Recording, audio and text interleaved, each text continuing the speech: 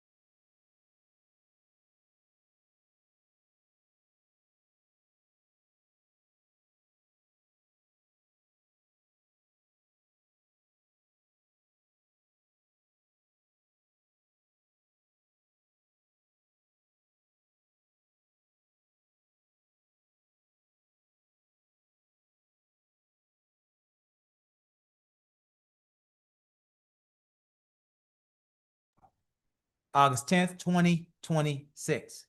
Notice is hereby given that the City Council of the City of Lamarque, Texas will conduct a regular meeting on August 10th, 2026, beginning at 6 p.m. in council chambers at 1109 B Bayou Road, Texas, as well as via video conference hosted through Zoom. The Zoom meeting ID will be 161-728-0595.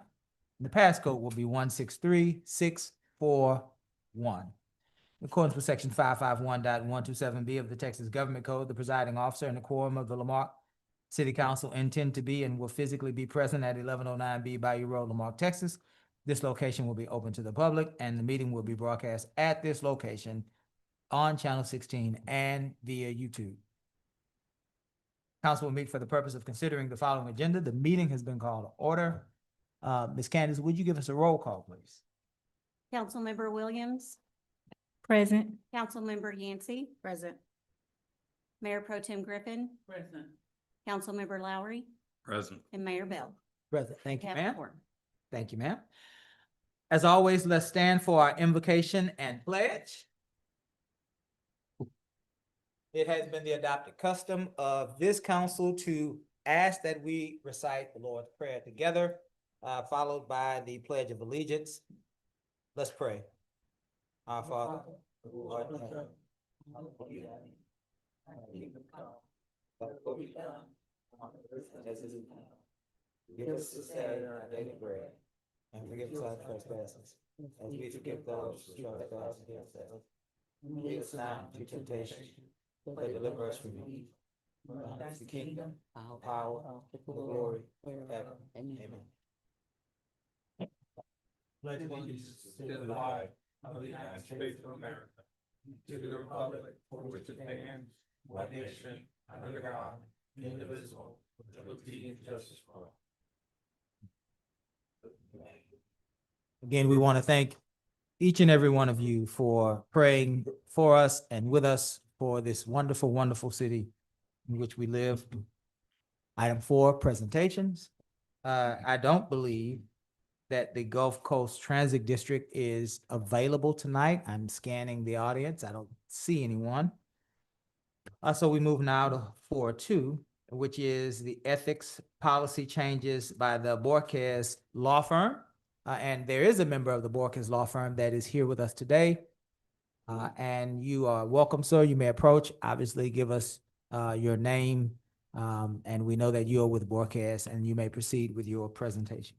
Thank you. My name is Gary Smith, and I'm with the Borges Law Firm out of Boston. Honored to have the opportunity to describe for you the changes that are proposed for the ethics ordinance. Primarily, what has proposed is a new ethics ordinance that relies heavily upon definitions, descriptions, process, and procedures. The definitions are very helpful in that they make sure that the officials that are governed by the ethics ordinance and the citizens have the ability to understand what is permissible, what is not permissible. And they understand the time schedule, and it details the process of how a complaint is filed, how it is handled, and the potential outcomes and the timetables for each step of it, so that everyone will know what to expect and what is required for the process to move forward. The purpose of the code of ethics is to foster transparency and create an environment of integrity. City officials have a responsibility to administer and enforce city charter and ordinances in an ethical manner, and they should aspire daily to carry out their duties objectively, fairly, and lawfully. It's not to be used to harass somebody, defame somebody, or abuse somebody or a political opponent. It's not used to address personal grudges. It's to encourage ethical behavior and enforce basic standards and conduct. The aspirational goals of the proposed ordinance: to foster public trust, project a high level of personal integrity and uphold the integrity of the city, to avoid behaviors that call persons' motives into question and erodes public confidence, place the city's interest and concerns of the citizens above private and personal interest, demonstrate and adhere to the values of the city, which are honesty, trustworthiness, diligence, objectivity, fairness, due process, efficiency, and prudence. It also aspires to balance transparency with the duty to protect personal privacy and protect confidential information. And all of this without asking city officials to relinquish or waive any individual rights. The targeted prohibitions deal with conflicts of interest and spell out what conflicts of interest are, define how they apply. They apply to close relatives and provide exceptions, clearly described exceptions to when conflict of interest. One of them very simply is taken from the statute, and that is if a majority of the members of the city council or board have the same conflict of interest, then no one has a conflict of interest. Otherwise, the city officials are expected to comply with the conflict of interest provision. Gifts are prohibited. Acceptance of cash, no negotiable instruments or gift cards of any amount, or accepting a gift that would reasonably tend to influence an official in the discharge of duties, those are prohibited. In more detail, a gift of over $50 is prohibited from a person, may not be offered, may not be accepted. Similarly, several gifts with a total value of over $200 is prohibited within a single fiscal year. City officials are prohibited from representing a person, group, or entity before the city. It doesn't apply to a city official tending to the city official's own business and property. Former officials are prohibited from representing a person, group, or entity before the city for a period of 1 year after they leave office. Improper influence is prohibited. That is, an official is prohibited from using the official's title or position to gain special privileges or benefits or seek special consideration, treatment, or advantage for any citizen, individual, business, organization, or group that is not, and that benefit would not be available to other people in the same manner. Misuse of information is prohibited. That a former city official is prohibited from using confidential information obtained by virtue of his prior capacity to advance personal or private financial interest of any person. Confidential information is not to be used to benefit anyone until that confidential information is released to the public. Similarly, a city official is prohibited from using, requesting, permitting the use of city facilities, personnel, equipment, software, supplies, or staff time for private purposes, including political purposes, except to the extent that those same resources would be available to any other citizen under similar circumstances. An official should not abuse his position, his or her position, and do that for the purpose of harassing, discriminating against any person based upon ethnicity, race, gender identity, sexual orientation, marital status, parental status, or religion. The city official should not interfere with any criminal or administrative investigation relating to an alleged violation of this, of the proposed ordinance.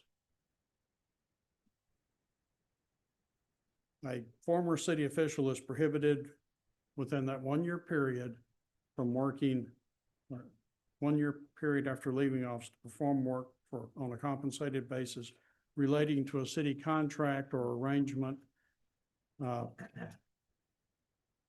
with which that former official was personally and substantially involved and participated in the negotiation, award, or administration of the contract or arrangement. Finally, interaction with city staff is prohibited to the extent that officials shall not directly supervise or instruct any city employee under the authority of the city manager. City officials shall not make public demeaning statements of the performance of the city manager staff, city attorney, city secretary, municipal judge, except as authorized by the policy, ordinance, or charter. City officials should not attempt to coerce or intimidate employees or interfere with their duties or circumvent the authority of the city manager. I've given a very brief recap of these. The ordinance spells it out in much greater detail. Division 3 of the ordinance details the process and procedures. It provides that the city clerk will be assisting the council in implementation and enforcement, provides for annual training, provides for orientation of officials within 90 days of their commencing of service. Provides a process by which a city official may request an advisory opinion based upon the facts and information that they provide through the city secretary. And if that is received, then that may serve as an affirmative defense if they're accused of a violation. And they have the advisory opinion saying that it was okay for them to take the action they took. Complaints are to be made on firsthand knowledge of the alleged violation. The city clerk is to provide a form to be used so that they will all look the same, provide there's information that is required on each complaint, and the form will be crafted in such a way that that information will be captured or should be captured unless it's just not properly filled out. If it's not completed correctly, there's a period of time for the city secretary to city clerk to review and notify the complainant that more information is needed. They have a period for, I think, 14 business days to respond with additional information. If they do it and it's completed, then it moves forward as a complete complaint. If they do not, the complaint is dismissed. When it moves forward, the mayor will appoint 2 members of the city council to serve as a panel to review to see if the complaint is actionable. It would be actionable if the allegation made, if true, not a finding of whether it's true or not, if it is assumed to be true, will it be a violation? Then it's actionable if they find that. If they find that it would not, if true, it would not be a violation, then it's determined to be frivolous and it will be dismissed. If it is actionable, except for a public hearing before the city council within a certain time period, at that time, the city council will determine if the violation occurred, if so, assess an appropriate sanction. If the complaint was erroneously dismissed as frivolous, they can make that you can make that determination, and finally determine if the complaint is frivolous. The 3 results that happen from that hearing.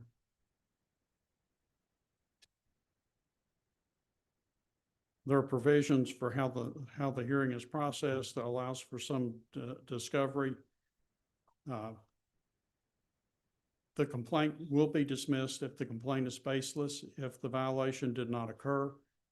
The accused reasonably relied on, in good faith, on the advisory opinion, or the complainant failed to testify.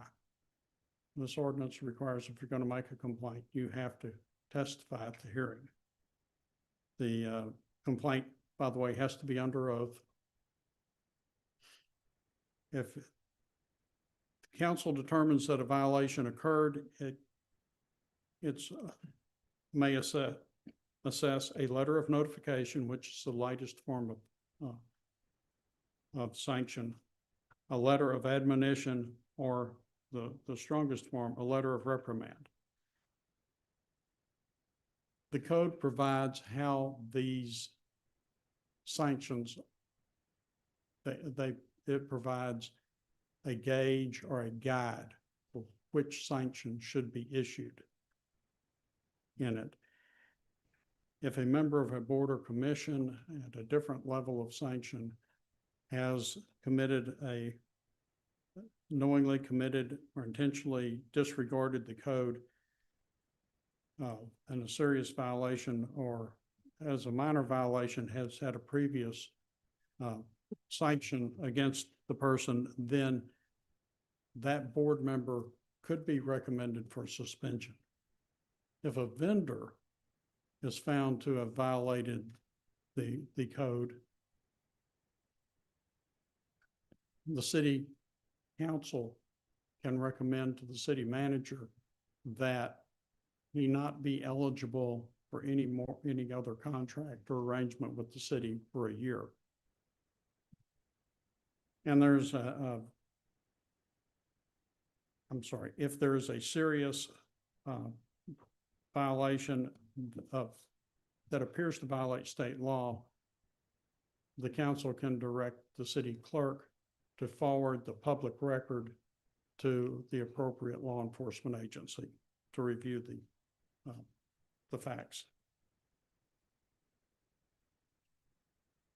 The ordinance lays out a detailed process for reviewing to determine whether or not it was a truly frivolous complaint that was brought, and it gives the details that are being considered, and the complainant can be sanctioned if it is found to be a truly frivolous complaint. The code also provides opportunity for reconsideration of the decision, and provides prohibitions against nepotism. Close relatives within the I want to say third degree of affinity, marriage, or third degree of consanguinity, family, or adoption. Second degree of marriage cannot be hired if they're related that way to a member of the city council, or related to the city manager or a department head. Does not apply if a person has been employed by the city for more than 6 months at the time the relative is elected or appointed. Are there any questions that I could answer for you?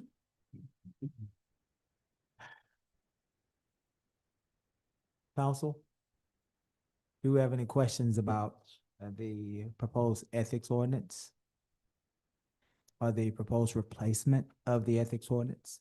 Anyone this side? Anyone on this side? I'll go last. You'll go last. Okay. Anyone have any questions? Yes, is retaliation, is that something that is listed on there? As far as if someone made a complaint?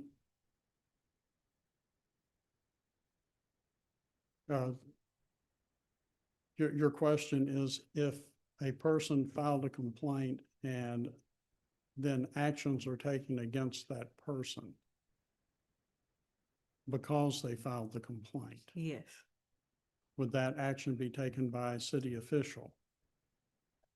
I believe that would be covered in one of the abuse of the position or use of powers.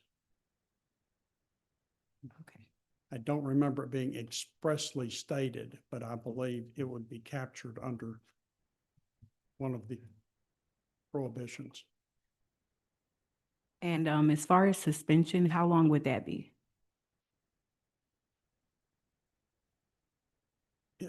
It would be within the discretion of the council. Okay. Thank you. Thank you. So this code of ethics, is that just specifically for the council or is that for the council and commissioners? This is just for the council, not our board? Hmm. It applies. Back to the beginning, one of the sentences I skipped. I just want to be sure, I just want it on the record. Applies to city officials, which members of the council Mhm. and other employees. Although employees are handled under the city manager. Okay. Former city officials and vendors. So when you say former city officials, what does that mean? A person who used to hold, and it includes boards and commission members also. A person who used to hold a position with the city, after they separate that or leave that office or position for 1 year, they're restricted on, According to Coming back. this, under this? yes, Okay. it's the revolving door. Okay.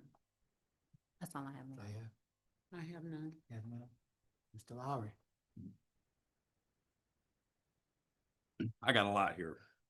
Are you or your organization, your law firm, are you tied to any communist party? Sorry, Are you tied to any communist party? not that I know of. Not that you know of. Do you not believe in the Texas Ethics Commission? I understand the Texas Ethics Commission, understand what duties they perform. I don't know that they handle outside of the election area. And this is a home rule city and you have a right to. They do. So this is the second time that we've tried to create an ethics ordinance, and it's for harassment. The last one they created, they used it as harassment, as a form of harassment. They created an ordinance and then didn't follow their own ordinance that they created to censor people, specifically me. There's a lot of things that I think if we're going to have this ordinance, we should probably go back 5 years. And I would add things to it like third-party donations.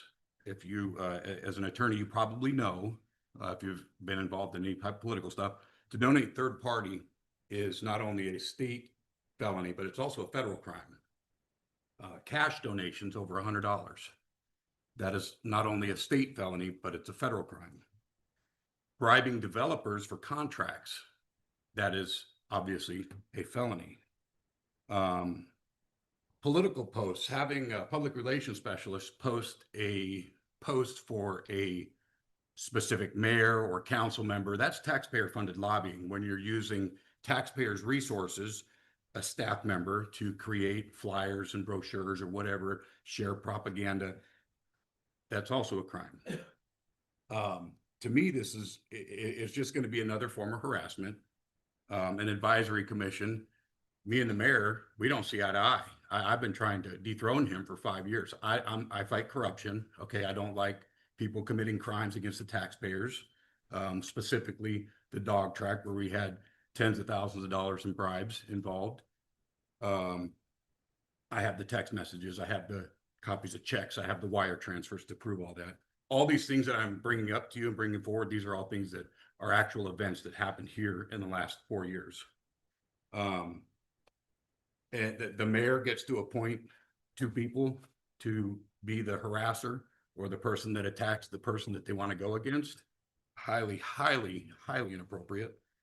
And to suspend an elected official or to go after an elected official, that's like borderline communism to go after an elected official. The taxpayers vote somebody in. The taxpayers take them out of office. Not anybody up here, not political enemies, because there's a couple people up here, they belong in prison, to be honest with you. And just because the DA, we got 2 sorry district attorneys for the last 4 years, Jack Rhodey, worthless, Kenneth Cusick, worthless. Just because they don't prosecute the crimes doesn't mean the crimes weren't committed. Like I said, I have evidence of it. But yeah, it's highly inappropriate, I think, what you're trying to do. Curious to how much do we spend on this as the taxpayer? I think we have a right to know that. The taxpayers have a right to know. This is the second time they tried to implement an ethics ordinance that is designed to harass me. That's what it's designed for. That's what they brought it up for. Same one he did when I got elected, right before I got elected, that they harassed me with. They didn't even follow their own procedures. So now you're up to date on stuff, but highly inappropriate. Anybody that votes for this, highly inappropriate. This is borderline communism right here, where you guys make a decision to unseat an elected official that they voted for. Highly inappropriate. But pretty crooked. Pretty crooked. Not surprising at all. And I'm curious to how much we wasted on this ethics ordinance. And I was curious to why they brought in Marque's law firm. But now it makes sense because you haven't sat here. You've been in the shadows. So it all makes sense now why they wanted to bring in a different law firm. Point of information, Mayor. Mayor Pro Tem, go ahead.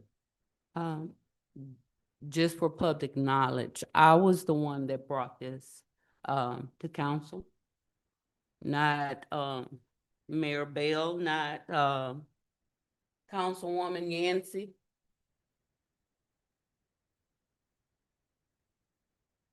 I was the one that brought this to council. Yeah. Didn't have anything to do with you. Well, I'm the one that brought this to council. I'm glad you said that. Thank you. Okay. Thank you very much. The taxpayers were curious to that, so thank you.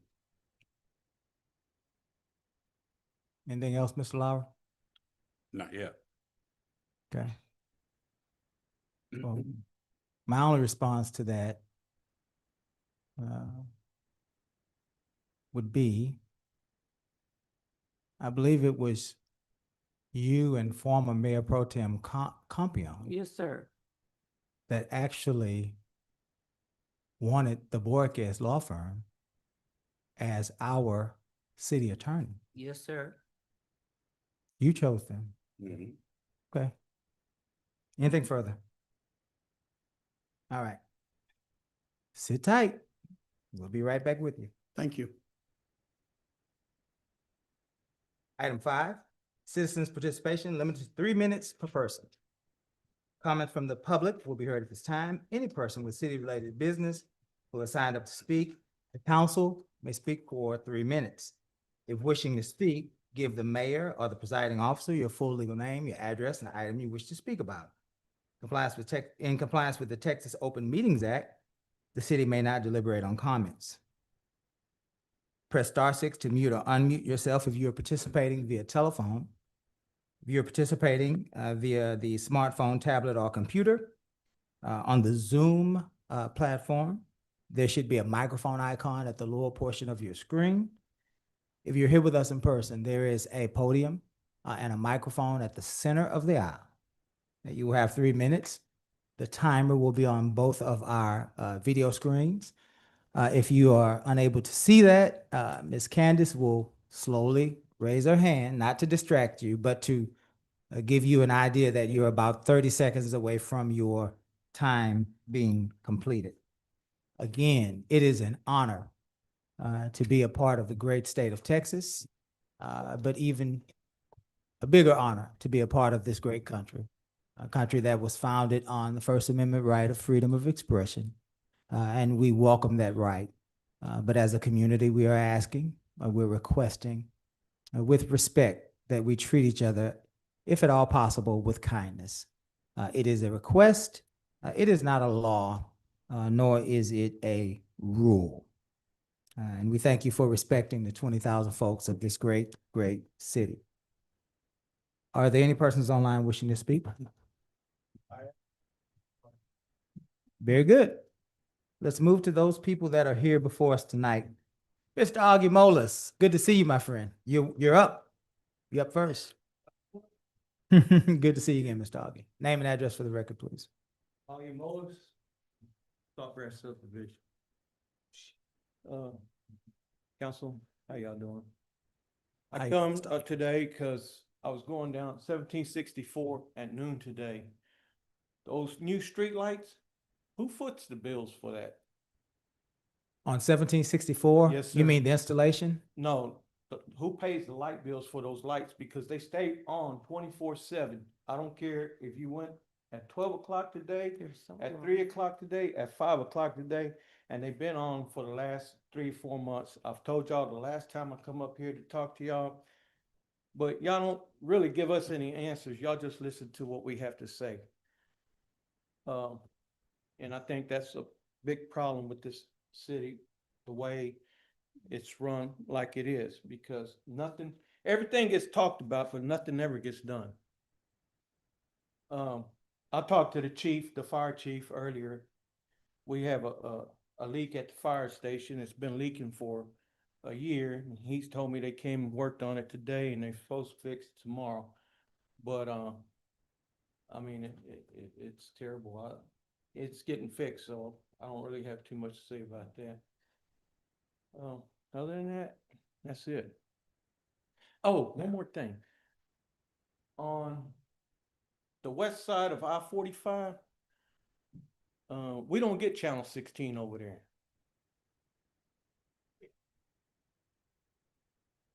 Okay. I want to know why.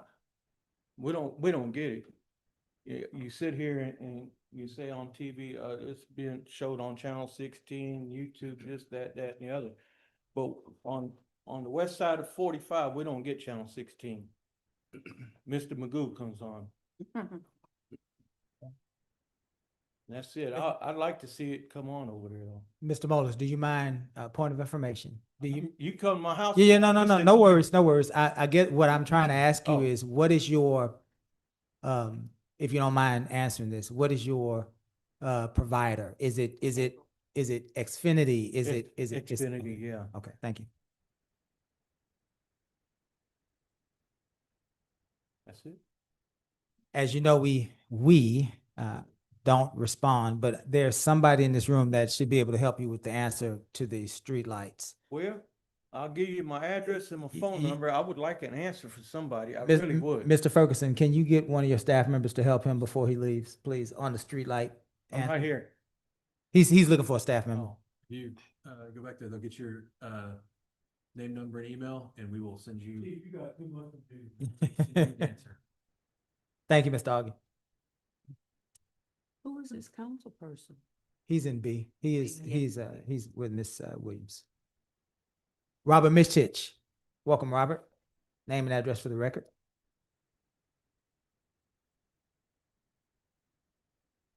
Robert Mitch, 24 North Curlew. Let's get into the ethics ordinance real quick, and I will say, Mr. Smith misspoke. He said, the panel would be made up of, and 2 council members, and that's not correct. The way it's written is 2 people, anybody in the city that the mayor would choose, only the mayor, just 2. No other council members even get a voice in that. They don't get to pick somebody. It should be 1 from each one, and then it should be unanimous. But most of what's in that ordinance is standard under the home rule cities and Texas Municipal League and what is taught there. It's not any different, and it's in our handbooks. Okay, but there are some glaring things. But let's start off with what it really does. This is citizen intimidation. It's election engineering, and it's campaign interference and intimidation. Because in the definitions, this thing just doesn't apply. It's set to city people or board members. It's if you file for an election, or if you even declare for an election. Somebody could file a complaint and y'all could bring it up here. Anybody else, it just depends. If it's a hostile council who gets it, y'all can say, yeah, we're gonna make an issue out of this, and then that's gonna blow it up for an election. That's all this is. It's deflection. But 2 panels, no, it doesn't define everything.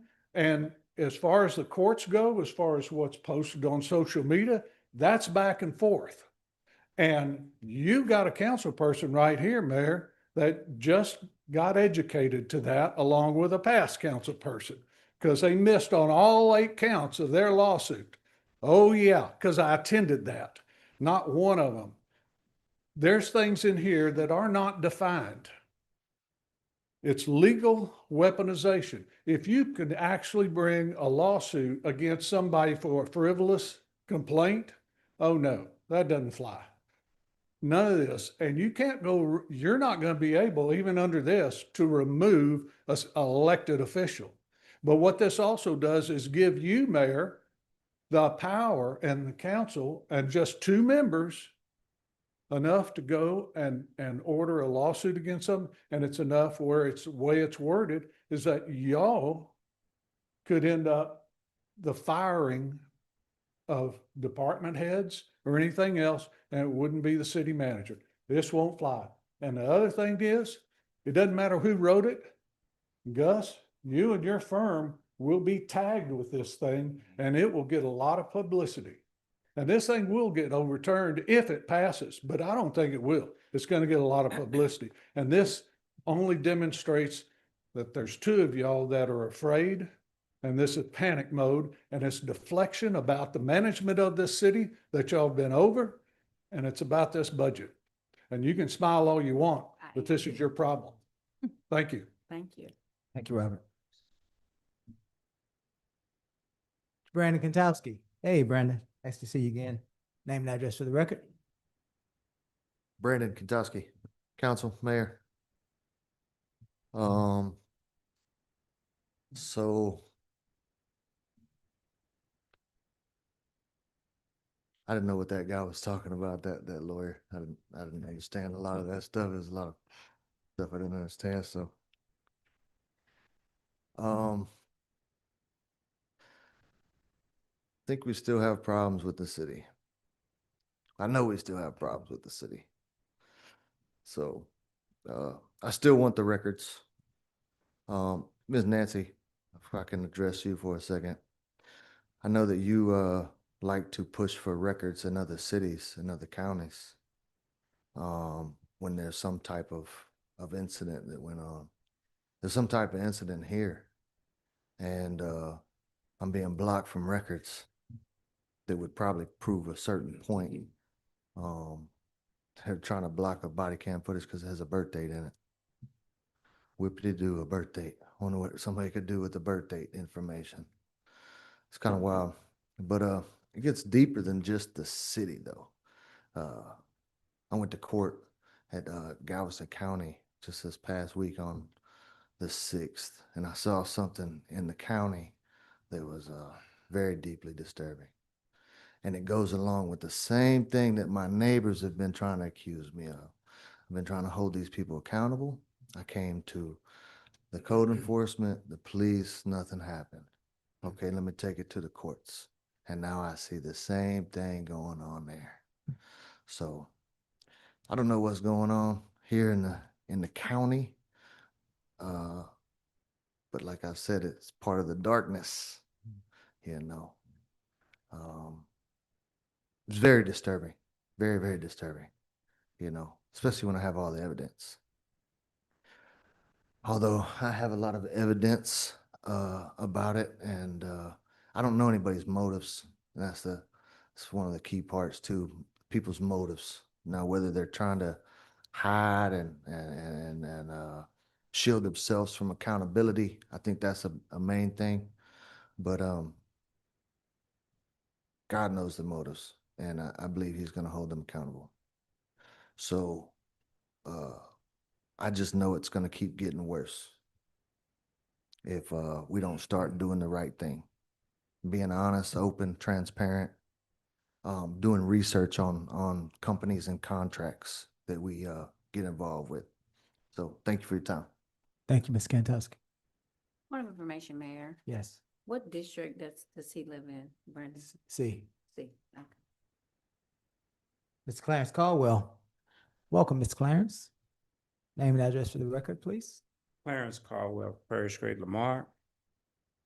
One of the things I want to talk about, y'all corrected, so I can skip on that one. Number 2, which is kind of troubling to me, Councilwoman Sade Williams in District B was elected on June 13, 2026, and was officially sworn in June the 22nd of 2026, District B, which is my district. And today is August the 10th, 2026. I can only speak of June the 22nd to the 9th, because I don't know anything about what happened today. But out of no fault of her own, and the citizens of Lamarck District B, she's being treated poorly and unfairly. And the reason why I say that is because for a person to be elected for 49 days, and she do not have all the proper tools in order to represent the citizens of District D. I'm sorry, B. And that's wrong. You know, she don't have the correct program or whatever it needs to be done on a phone so that she can talk to the people in my district if there's a problem. And that's not right. That's not right for me. That's not right to her, especially. It's not right to the people who elected her to that position. And I think something needs to be done. It needs to be done ASAP because we are taxpaying people just like everybody else.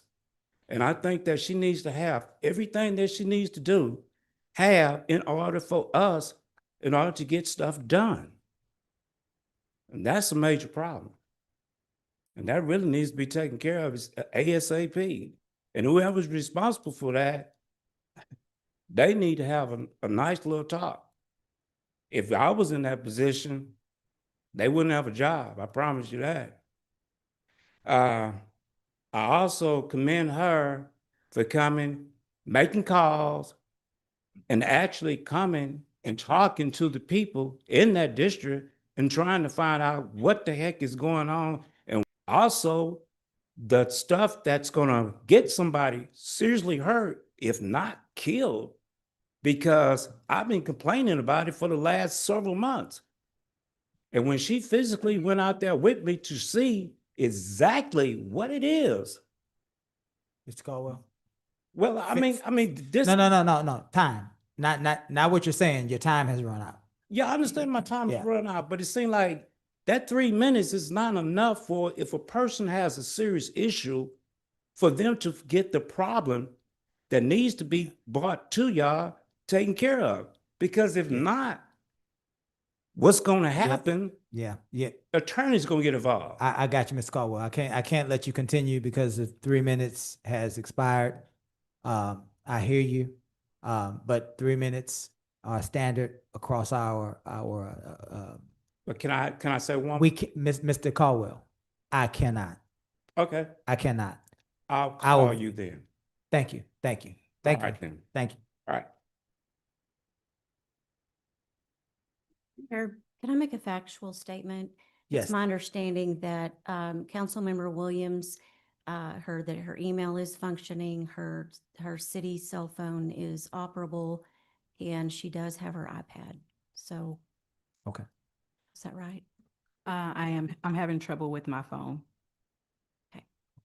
I do have it. I do have an email now. Okay. All right. That's about far as Gus is gonna, without jumping in. Ms. Caldwell, I hear you. Thank you. But I do hear you. Mrs. Sheila, is it Lanesi? Lanesi? Yes. Welcome, Miss Lanesi. Name and address for the record, please. My name is Sheila Lanesi and I live at 2515 Boss Street. I'm here tonight to address council, all members of council. My ditch has been flooded for a very long time, and it's flooded to the point that it has eroded my front yard.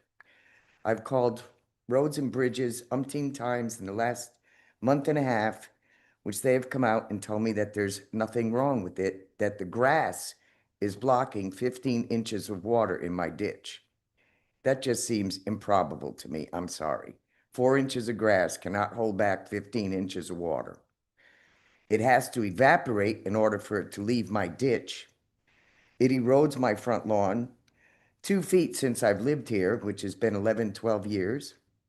It's also a health hazard. It turns green and slimy. Tadpoles are growing in it. I have frogs everywhere. And mosquito infested. Now, I had one gentleman come out, and he came out and drained it, only to make a divot in front of the cauldron, I guess is what you call those round things under the ground. I don't know what they're called. The cement things that go, Oh, culverts. is that what they're called? Mhm. They go underneath your ditch. Yes, yes. I mean, underneath your driveway. I'm Driveway, sorry. right, Yes, yeah. ma'am, culverts. Called? Yes, ma'am. Okay. Well, mine is above, my water level right now is above the cauldron. And it will only evaporate. So he came out, he drained it only for 15 minutes later for it to fill right back up again. Now, he came out, Lionel came out with the supervisor, and they again told me that it was not blocked and that the grass was what was holding the water back. Now, I took a walk from my house to Lake Road, which that's the way the drainage is supposed to go. And this much grass cannot hold back 15 inches of water. It's just improbable. It's impossible. And there's no water in any of their ditches. So how can the grass be holding it back?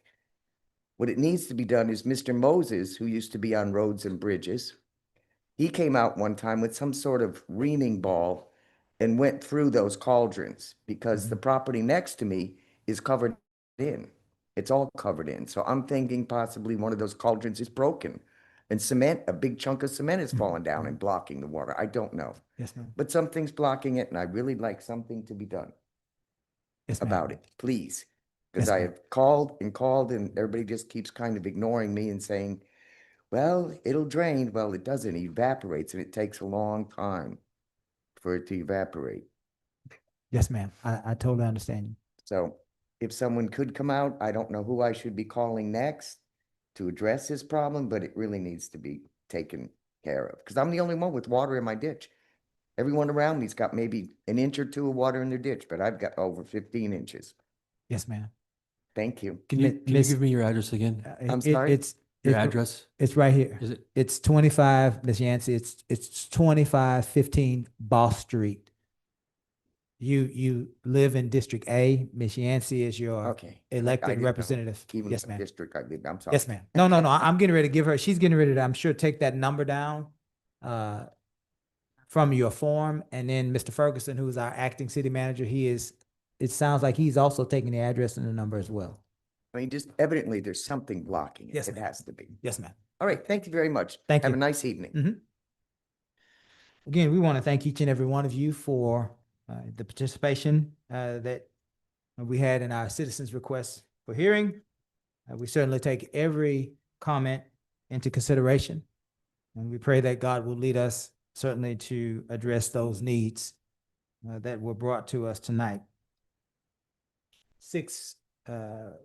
Item 6, public hearings. Conduct a public hearing to hear public input on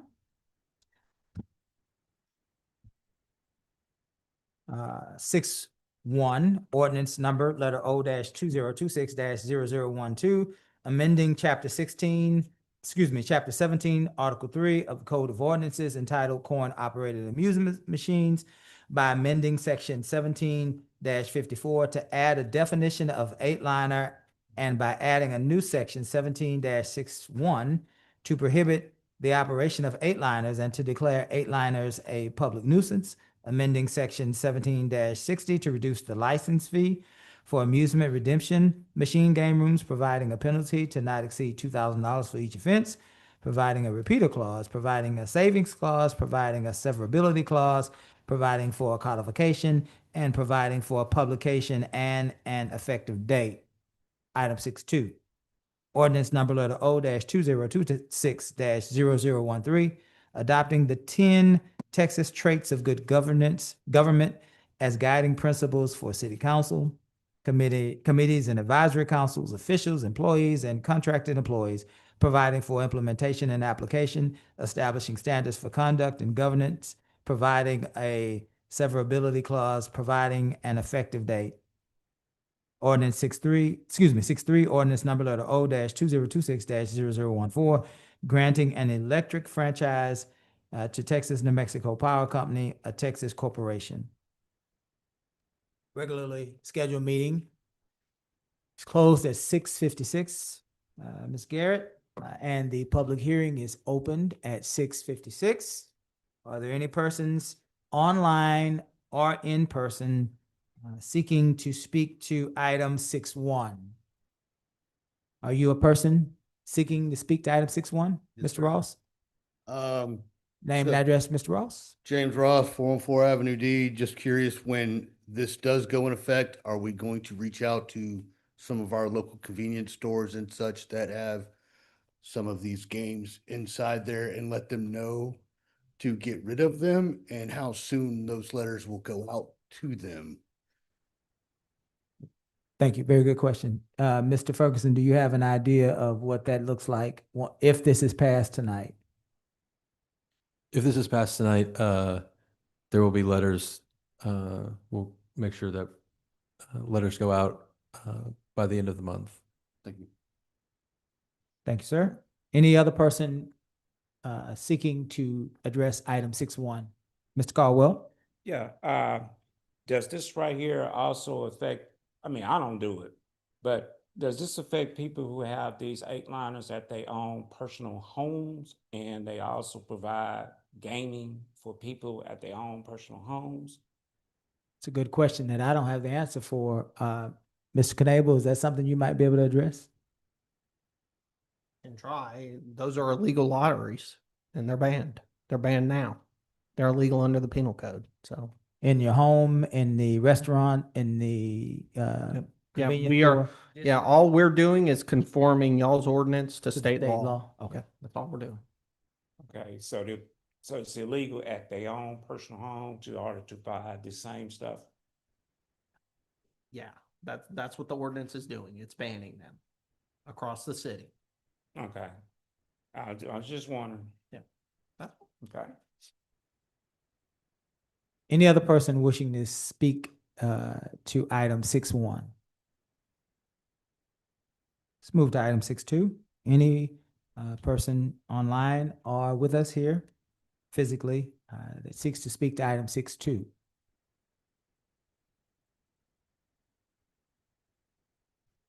Item 6.2. Let's move to item 6.3. Is there any person online or here with us physically that seeks to speak to item 6.3? Item 6.3. Hearing none, we will close the public hearing at 6:59 and reopen our regular meeting at 6:59. And we'll move toward the consent agenda. Council, we are pulling by Mrs. Garrett's recommendation, items 7.2 and 7.3. And we are acting on item 7.1, regular city council minutes, 6/22/26. 7.4, regular city council minutes, 7/16/26. Item 7.5, regular city council minutes, 7/20/26. 7.6, regular city council minutes, 7/27/26. There a second? Second. Are there any additions, omissions, or corrections? Hearing none, let's call for the vote. All those in favor? Aye. Any opposed? Item 7.7, ordinance number letter O-2026-0012, amending chapter 17, article 3 of the Code of Ordinances entitled Coin-Operated Amusement Machines by amending section 17-54 to add a definition of 8-liner, and by adding a new section, which is 17-61, to prohibit the operation of 8-liners and to declare 8-liners a public nuisance. Amending section 17-60 to reduce the license fee for amusement redemption machine game rooms, providing a penalty not to exceed $2,000 for each offense, providing a repeater clause, providing a savings clause, providing a severability clause, providing for codification, and providing for publication and an effective date. Council, I will entertain a motion for this second reading. Is there a second? Second. Any discussion on item 7.7? They brought up a question about convenience stores. Do convenience stores have 8-liners? I don't know. I don't know if they have them or not, but if they do, they're banned. And they're banned today. You know, that you're not allowed to have them under the penal code. So yet, The difference between 4-liners. If there's yeah. 8-liners. So I mean, if there are convenience stores with them, I don't want to speak for code and for law enforcement. I know that generally code enforcement in the city of Lamarck works to bring people into compliance before they just start before they just start. Giving fines and stuff like Yeah, that. and I imagine this would be handled the same way. Cause I was So kind that's a good thing, just to let them know, I think. oh, the- yeah, yeah, cause they may not know about the law, and I know we said game rooms where they have what, 20 or more. But like you, I see them too in the convenience stores. I didn't know if that's a different type of game or not. That's why I don't know. But I guess you guys would just solidify that and have code to let them know, let them know what the law is now. Okay. That's all I have. So yeah, anyone else for 7-7? Hearing none, let's call for the vote. All those in favor? Aye. Any opposed? Item 7-8, ordinance number letter O dash 2026-0013, adopting the 10 Texas traits of good government as guiding principles for city council, committees, advisory councils, officials, employees, and contracted employees, providing for implementation and application, establishing standards for conduct and governance, providing a severability clause, and providing an effective date. I will entertain a motion. So moved.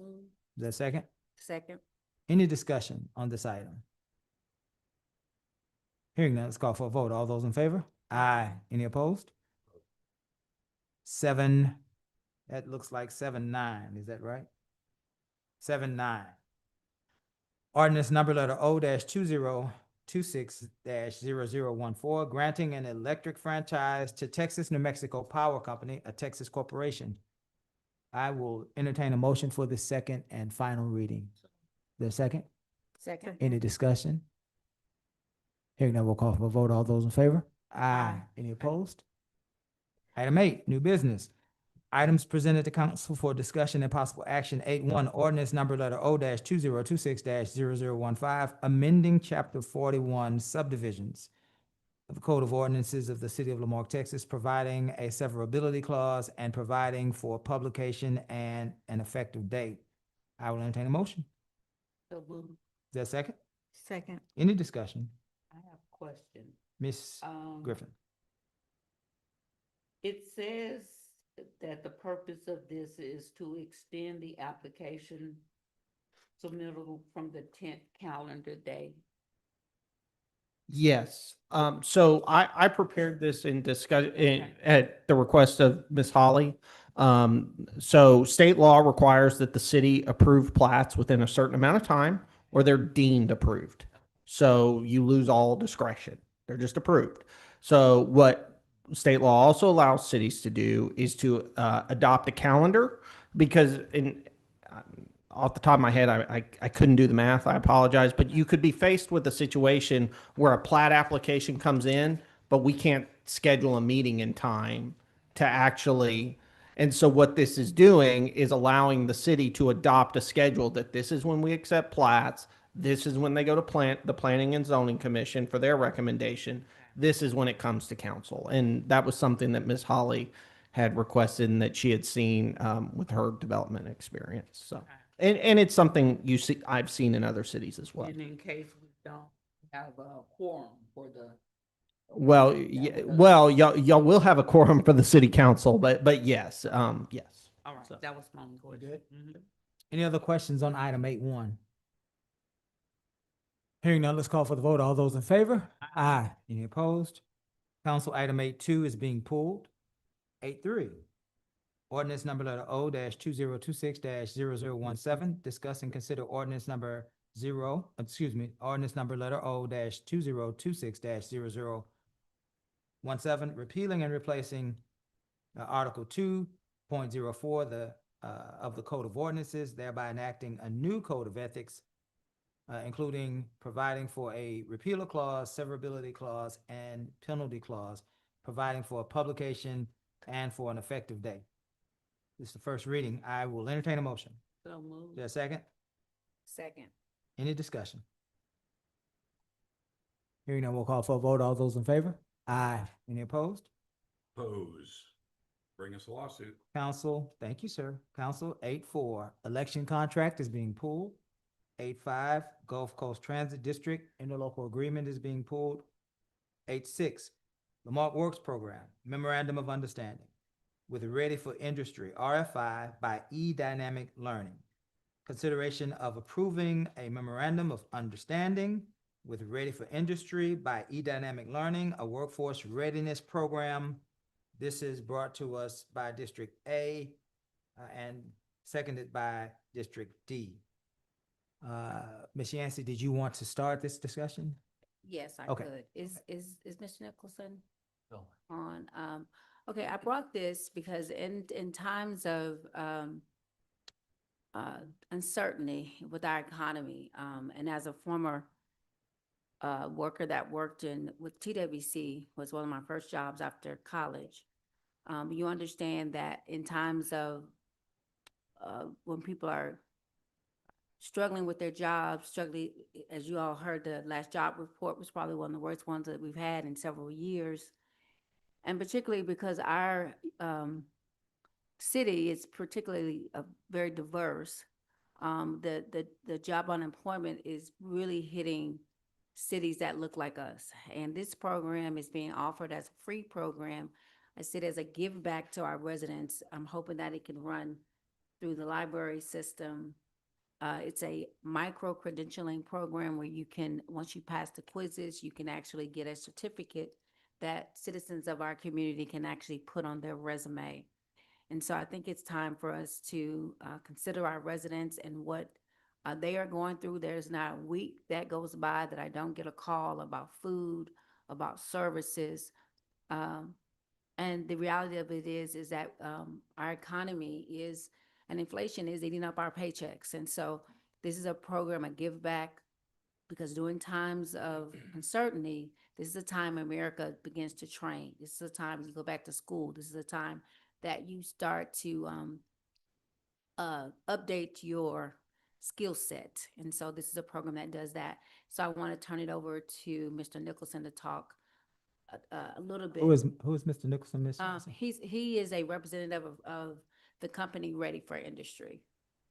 And he's the person that brought it to our attention when I was looking for ways, some best practices for cities that are trying to educate and help their citizens during this time of economic loss. Is Mr. Nicholson available? Is he online? He's supposed to Okay, know. okay. Can he hear us? Yes, I can hear you. Okay, Mr. Nicholson, first off, welcome to our council meeting. Secondly, we need you to give your full name and the organization that you represent for our records. My name is Dr. Sean M. Nicholson, and the MOU is written in my company's name, Dr. Sean M. Nicholson, LLC. I'm a strategic consultant for Ready for Industry, which is the holder of the platform. You are a consultant for Ready for Industry, is what you're saying? That's correct. I represent them, yes. Okay. So, yeah, we're working on that.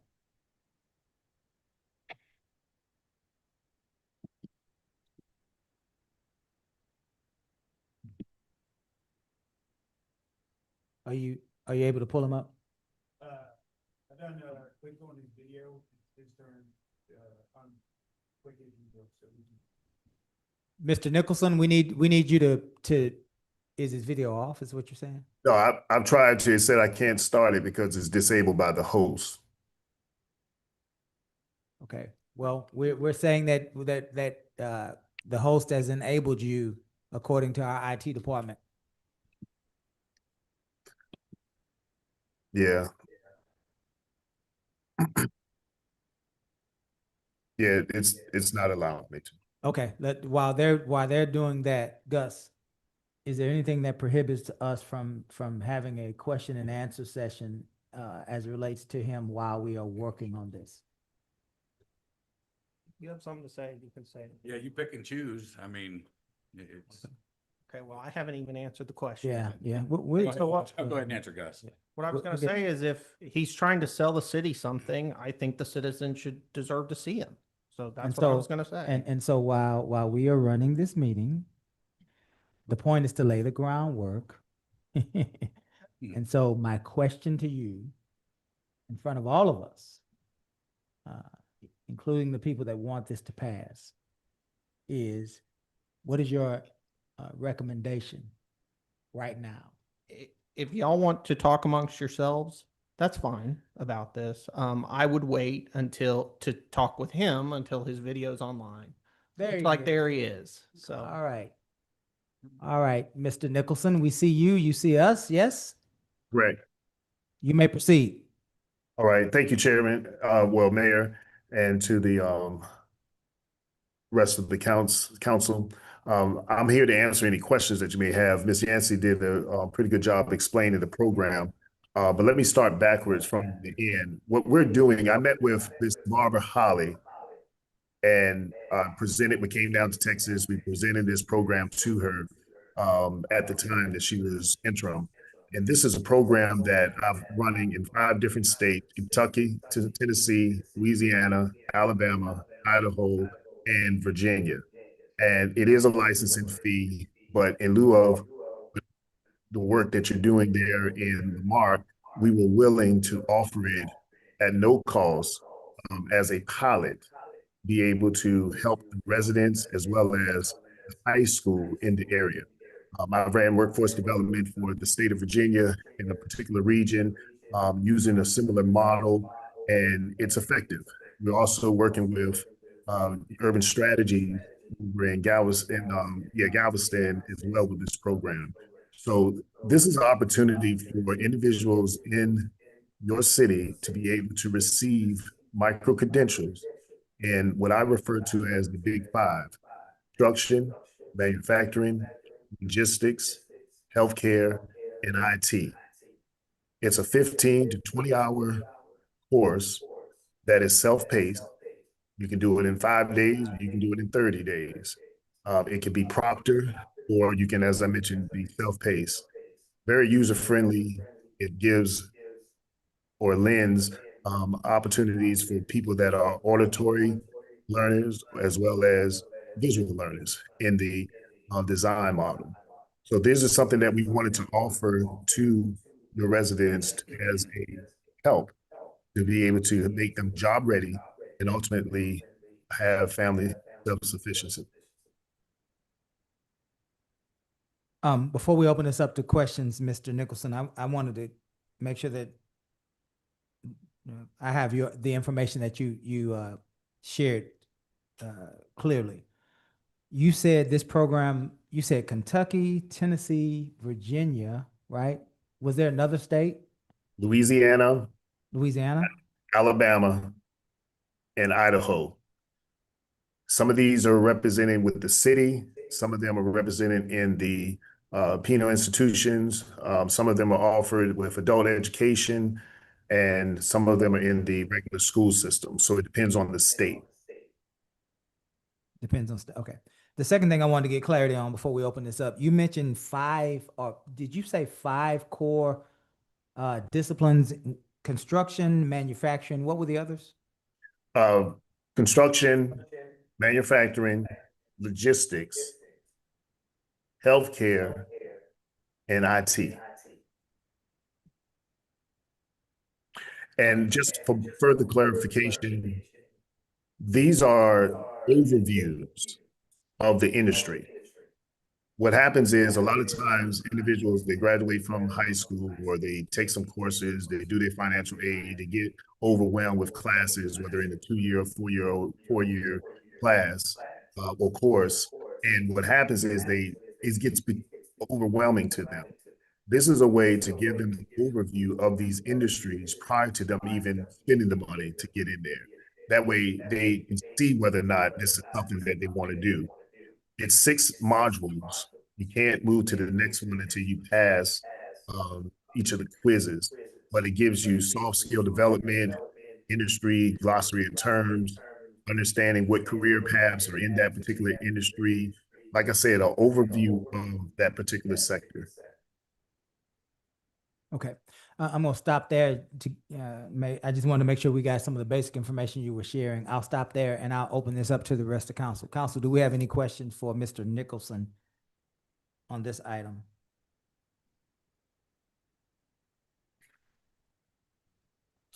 Again, anyone with any questions? Mr. Nicholson, I'm going to, bring in our attorney. He's here, so I'm not bringing him in from anywhere. But, as he might be able to help us to understand what this looks like, and perhaps, give us an outline on, what we can and cannot, should and should not do based on his legal advice, because this is a new program, to all of us. And so, Mr. Knable, would you, if you are familiar with this presentation, would you be able to help us to navigate this? Sure. So, I mean, it sounds like a very noble and worthwhile program. I had sent back on Friday some red lines, pretty substantive red lines. I don't know if Mr. Nicholson accepted those or not. I would caution the city strongly against entering into the agreement as presented by the consultant. And the main thing, my main concern is that while it is a noble program, this calls for a lot of work in the schools, which we can't compel any of the school districts to do anything. And so, you know, we're signing an agreement with him, but really he's got to get into the schools. And I'm not saying he shouldn't do that, but that, you know, I don't understand what this role then the city would be providing there. That's really more, this is more of a school district, not a. Than the city issue, So, than the city opportunity? yeah. Okay.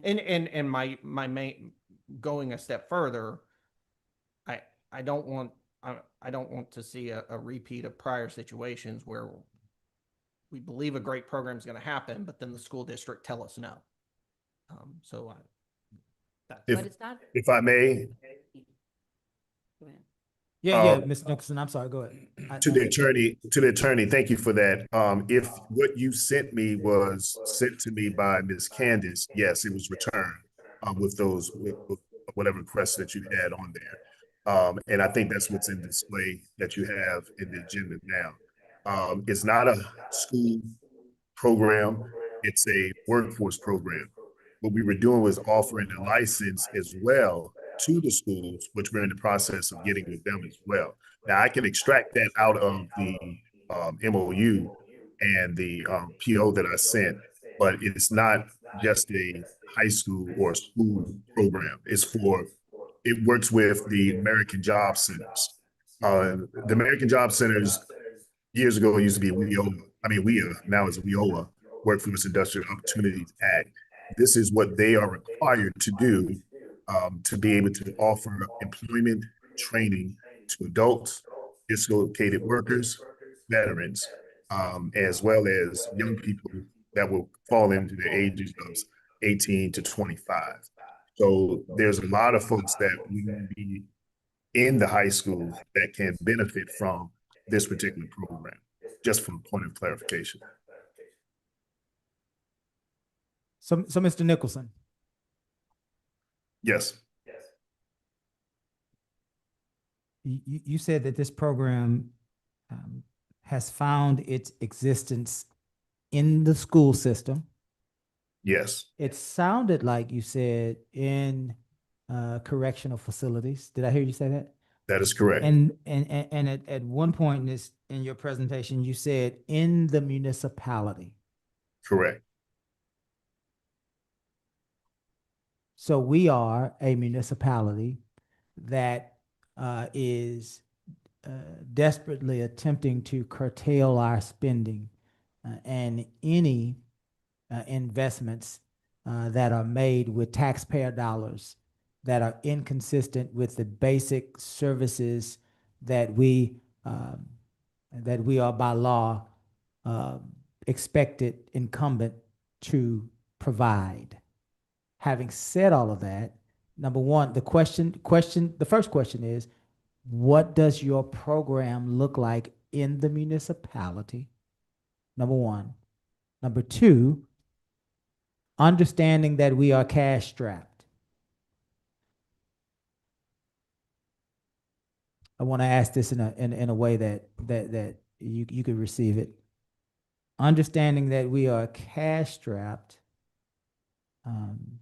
Are you asking us to dinner and expecting us to pay? Question 2.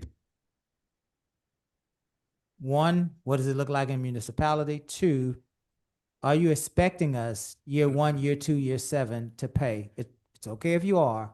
We're just trying to understand this before we discuss and decide. Go ahead, Mr. Nicholson. I'll work backwards, and thank you for your question. This is a 9-month pilot that we were offering at no cost to the city. So it's not costing the city anything. I'm footing the bill for the license as well as the training, as per the MOU. There's no financial obligation or requirement whatsoever from the city of Marque for the period of the pilot. During that period of the pilot, I do request the opportunity to talk a little more deeper on what would happen after the 9 months, if so the city sees a value in what we're doing. So it's a stretch for me, but I believe that this is a valuable program and it can benefit the city. The second question, what does the program look like? Looks like being able to host, how can I say, lessons or information sessions with some residents. I will be working with TWC as well as the American Job Centers to have opportunities as people are coming into that facility for resources. We will be one of those resources that in turn they can let them know about. It will be a lot of outreach with faith-based community as well as, again, the school systems and other forms of outreach within the city to be able to create a buzz, if you will, for this program. Okay. Last thing I'm gonna say, and then I'm gonna open it back up to you guys. Mr. Nicholson, this is important for me as I decide. This agreement cannot, under any circumstances, call for us to somehow collaborate with an entity that has not decided, that we don't even know that if they know who you and what your organization represents, right? So the first thing is it would have to be taken out of for me, the school system. The school system piece has to go. Secondly, it has to be very clear that this is a pilot program that is FREE, right? For 9 months, right? Those are 2 things that I am looking for to move forward. You've already said those things, but we just need to make sure they're memorialized. Let me step back. I'm sorry, you can comment. I'll step back and then I'll allow my comment. Okay, so enter. And had I known that that was the way that you would prefer it when I was talking to, and I know she's not there, Ms. Holly, but the school got put in there because of that conversation. But we can very easily back it out because it would not have anything to do with the city, what it sounds like. And as far as it being free, it's in the MOU that it's no cost. It's also in the PO that we said that it's zero out, that there is no financial obligation from the city. Again, I'm footing the bill for that. Okay, thank you, thank you. We're gonna open it up. I saw Mr. Lowry's hand. Did I see your hand, Mayor Pro Tem? Yes. Mr. Lowry. Are you in Texas or? No, sir. I'm in Virginia, but I'm back and forth to Houston quite often. So going through your website, all these items are actually the same stuff that you can get for free at WorkSource. They offer all of these things, OSHA 10, OSHA 30, all of the items that are listed on here. Anybody 18 years of age or older can go down to Texas WorkSource and ask for these type of things here. So I'm curious to why we would engage in an MOU with your business when it's already offered for free forever to people 18 years old. You don't have to, you could be employed, unemployed. You can go down there and seek to get education on, further things, and it's free. So I'm not sure why we would engage in a MOU. I'm kind of curious. Yeah, that's valid, and I appreciate that. Are you referring to my website? Yes, sir. Okay, yeah. So this is, again, I'm representing RFI, which is Ready for Industry. And the courses that we're offering in Ready for Industry is not offered at the local workforce. Not in Texas anyway. It is in Alabama. It is in Louisiana, Tennessee, Kentucky, and Idaho. And Virginia only in the school systems currently. So it wouldn't be the OSHA 10, it would be the micro-credential from Marque, which is the industry leader in workforce credentialing, that's what is being offered. Construction, manufacturing, logistics, IT, and healthcare. But otherwise, you're absolutely correct. The concern that I have too, there's benefits for people that are unemployed, and I would hate to see them go to a different organization because through WorkSource, they offer things like they'll pay employment salaries up to 50% for a certain amount of time. Does your company do that? No, we don't do that, but we work closely with the American Job Centers to help that. See, and I appreciate the statement and the comments that you're making because you're absolutely correct. They do offer them. However, it's always student choice. You have individuals that come in and out of the Employment Commission that don't necessarily take advantage of all the resources that are there. This is just another avenue by way of a vehicle to offer it to people that may not want to go through the American Job Centers. I heard it mentioned earlier by Councilman Yancey about the libraries potentially housing it. There's other nonprofits that would house something like this. So yes, that would not necessarily apply to this particular program.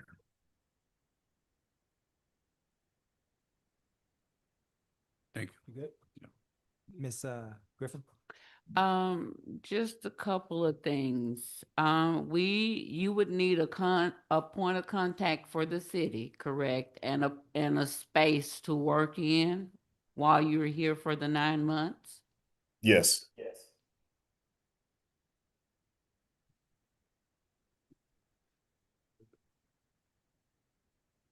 And we have to identify the individuals for your program? No, you don't have to identify them. We'll do outreach, marketing, things of that nature. I mean, I would appreciate if you would refer, but you don't have to identify them. Okay. So you're taking out the piece about the school, so we don't have to facilitate any of that. No, we'll extract that.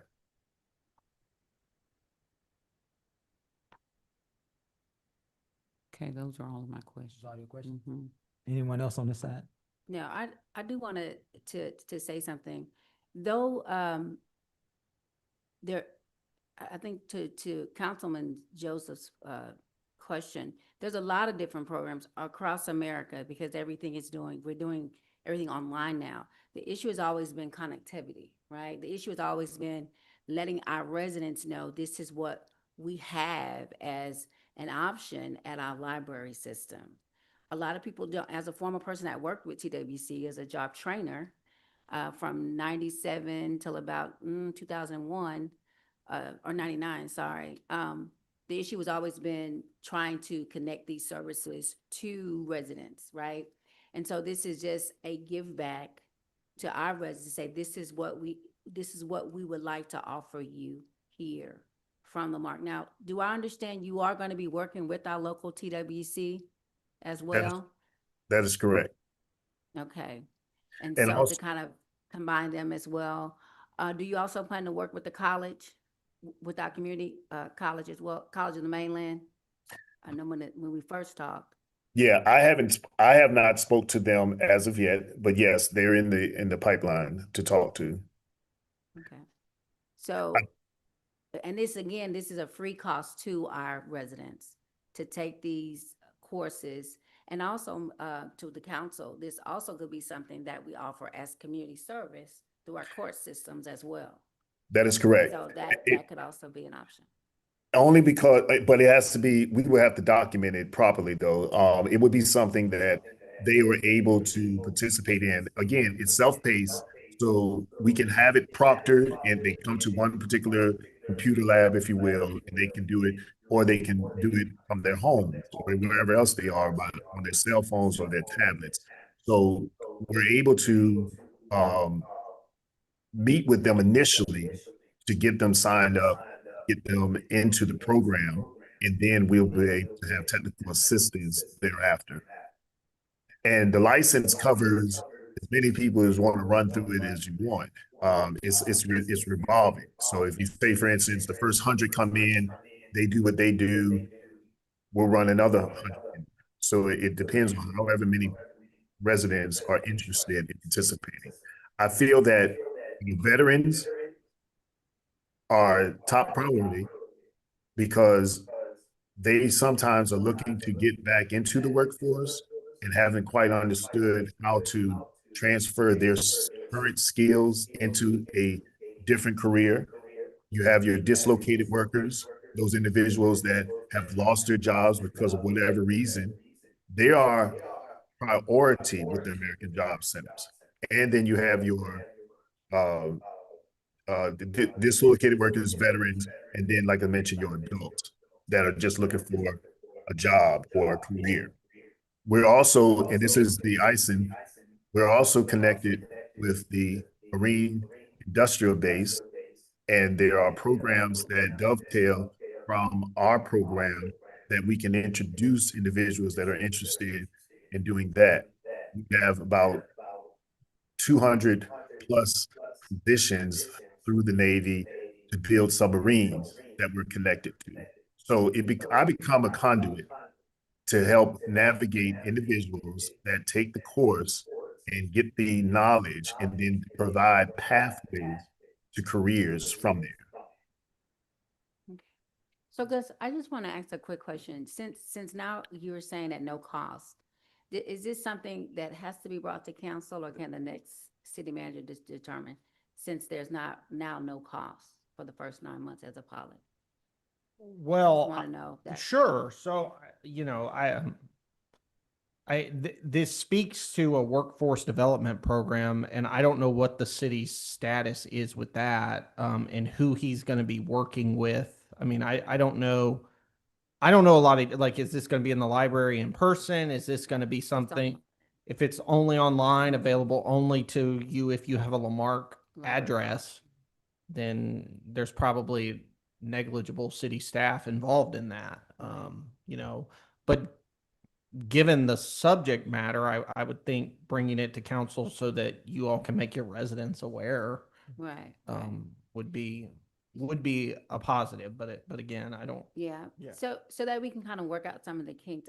So council, I would like to table this and see if we even have to bring it back, because we may not have to, since there's no cost to it now.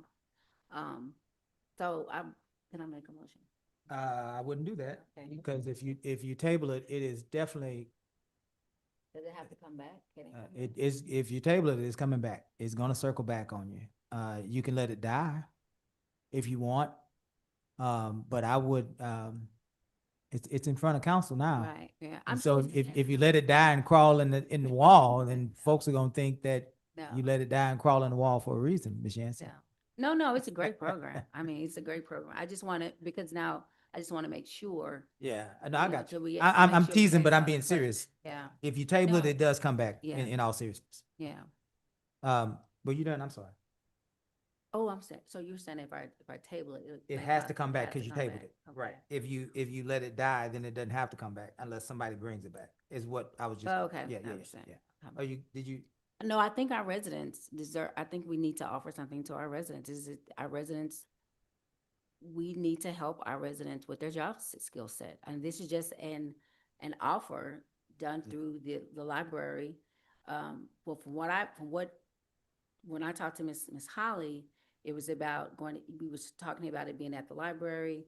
It is an online program that also will help us with the library gaining library cards, because I would think that you would want to have a library card to be a part of the program, so that in tune helps us with that. But it's just an online self-paced program. It's just an offer of a skill set to gain something. And I think it's time that we think about our residents in that way too. Similar to what you do with your business summit class at the library. Very good. Mr. Lowry had something? Yeah, I mean, everything that's offered, it's already offered through Workforce, and thank you for putting the veterans first. Same thing, Workforce has their own department for Veterans First. I mean, they're literally their own department for that. I think by distracting the citizens with something else, they could miss an opportunity. One of the things is on-the-job training. They could miss out on valuable tools by distracting them with something else. We already have all these things that are being offered. It's called the Texas Workforce. And it doesn't make any sense to me. We already have this. We already have this. I'd hate to see somebody miss an opportunity of, getting into the plants or learning medical stuff because they were in some other program that they thought was going to benefit them when it's already offered at the Texas Workforce. I don't understand why. Just doesn't make sense to me. All these things are offered. We have it through Texas Workforce on the job training, 50%. You get tax credits. You get, you go through WorkSource. They'll buy, hard hat, safety vest, work boots. I mean, there's just everything that's offered. We already have this at the Texas. But they don't have, Mr. Lowry, to your point, ready for industry. I've already talked to Dr. Brewer. They're looking at that program as well as it's like a catalog. When you go to school, they give you a catalog of classes that you can take. And this is one of the courses that you can take, but it's micro credentialing. It's like the intro to that. So we're talking about just 15 to 20 hours of learned training, but everything is online. So it's not like so let me just ask you a question because I think Mayor Pro Tem asked a question about would you need for 9 months, would you need a room? But you're not talking about every day. What are you talking about? What does that look like? You're asking me? Yeah, Yes, yes, I'm sorry. it depends. It depends. I mean, I feel that no, it's not every day. It would be, I would come down, we'll do the introduction, we do the outreach and everything else to ignite interest in the program. So it wouldn't be that way. And to, I believe, Councilman Lowry, I think everything that you're saying is accurate. However, again, I ran workforce development, so I know exactly what they offer. I've written curriculum for the Department of Labor. So although they offer it, we're still missing it. People still have to come in the doors in order to participate and receive what is being offered. If they never come through those doors, they'll never know that it's being offered. This is just another way to maximize efforts for the resident. It's not either or, it's both and. And not only that, we'll work with TWC and, to be able to help navigate the residents to options. That's all. So it's not taking the place of it. And they don't offer this. I know that for a fact because we're not an ETLP, eligible training provider for them. So I know they're not offering this. This is our program. So they're not offering this. Yeah. So what benefits you to go to Idaho and Texas, and what's the benefit for you to fly all over the country and do this? To replenish the workforce. For about 2 decades, workforce has been diminishing because the baby boomers are aging out, they're retiring. A lot of the young people, millennials and Gen Zs, are not really taking full advantage of the trades. We need the trades in order to run the country, in order to have healthy lifestyles for our residents in each of these cities, whether they're coming out of prisons or they're coming out of high schools, whatever the case may be. We need to provide opportunities for the trade. Everyone is not cut out for a 4-year college experience right now. Some of us are going to be vocational people. And this is a way to kind of edge them on or encourage them to do that. This also works with the CTE programs that are in the high school, career technical education. That's where the high school model came from. This is a way to encourage young people that may be like, you know what, I really don't want to go to college, but I do want to do something. This allows them to have an overview of what that industry is. We move them to the community college. They do stackable credentials.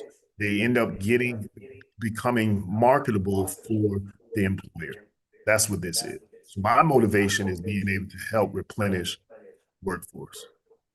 I guess I should have rephrased that. My question is, I mean, you didn't just wake up one day a millionaire and say, I'm just going to fly all over the country and set up.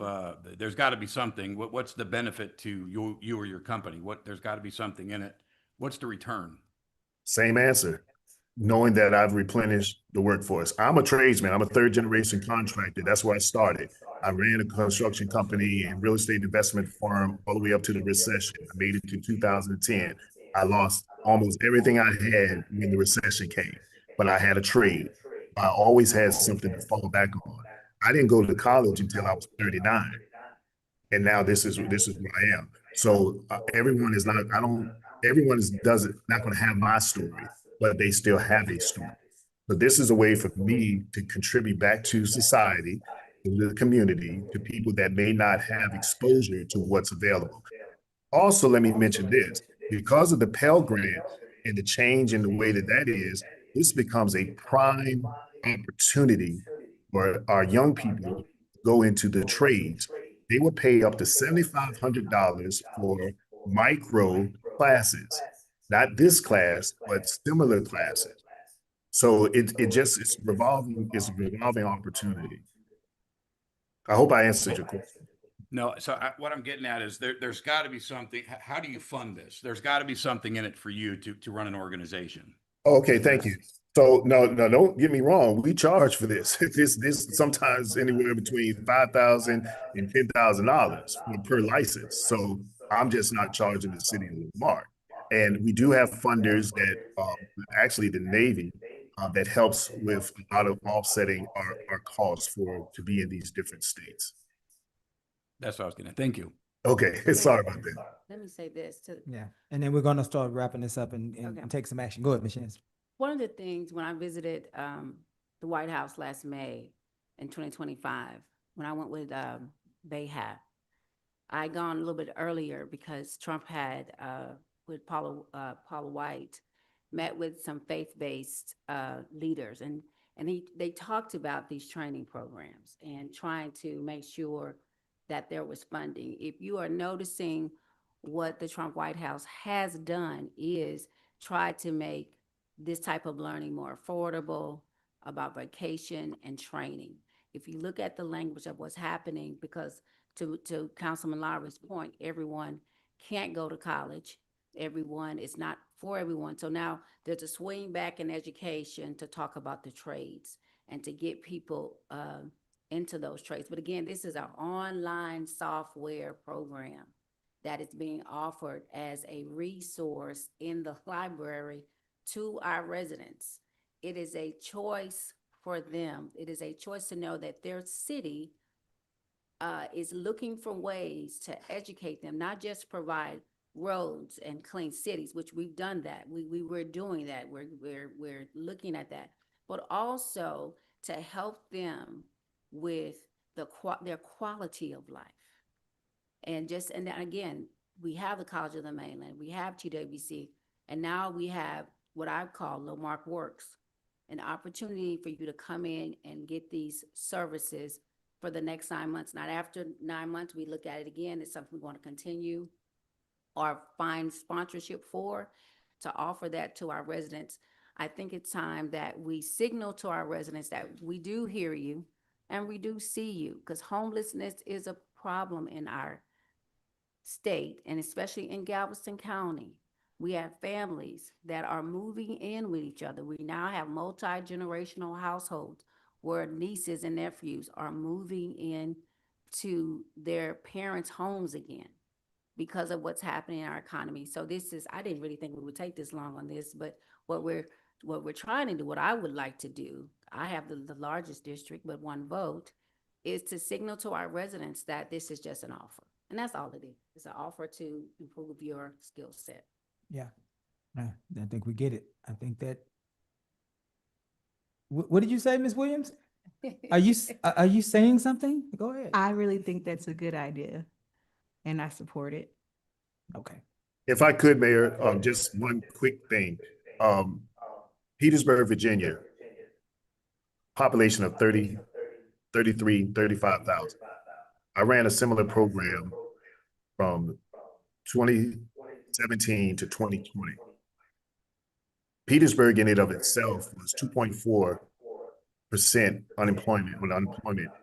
Within a year and a half, we dropped it to 1.7. Additionally, I was responsible for 8 additional localities. During that year and a half, we were able to get sustainable careers for north of 2,200 people. All of that was done in conjunction with the American Job Centers, Goodwill, Habitat for Humanity. other nonprofit, because it's about collective impact, public-private partnership. So with that being said, this is again another opportunity to continue the great work that each of you are doing in your districts, but also providing something more tangible and right now for the residents of. Very good. I think we done brought this horse to the barn. Probably 3 or 4 with it. I will entertain a motion at this time. So moved. Is that a motion to approve? So moved. Is that second? Second. Okay. Any further discussion? Here's what I will say. I think that. I do have Okay. You want to go? how much is the office space that we're providing? How much is that gonna be? What's the cost of the taxpayers? Are you needing, is there a need for office space? Is this happening at the library? What is there an initial meeting that happens here? What I would say is the MOU is a Word document, which is a working document, and I have space in there for us to put all of that in there. I haven't talked to anybody other than interim city manager, Holly at the time, and it came up that office space would possibly be available when I come down. That's all. Not during the week, and I'm not coming down every week. But when I do come down, if there's a space somewhere so that we can set up, we can talk to people, we can do the outreach, so on and so forth. So it doesn't have to be any office space. It could be a community room or a library, section of a library, something that is already in use. Preferably. That would not, okay, Yes, preferably. We gotta open up the community room for other people. okay. We just don't want to inconvenience them, you know. Yeah, no worries. Were you done? The only thing I was gonna say is that the motion be to authorize the city upon the document I presented with the ISD stuff taken out. 'Cause Yeah. that's what I understand. So let's get that on the record. Is your motion, Mayor Pro Tem, and was Ms. Williams, were you second? Yes. So let's start with you. Is your motion indicative of a stripped out ISD language? Yes. Okay. What else, Gus, did you want to clarify? Just that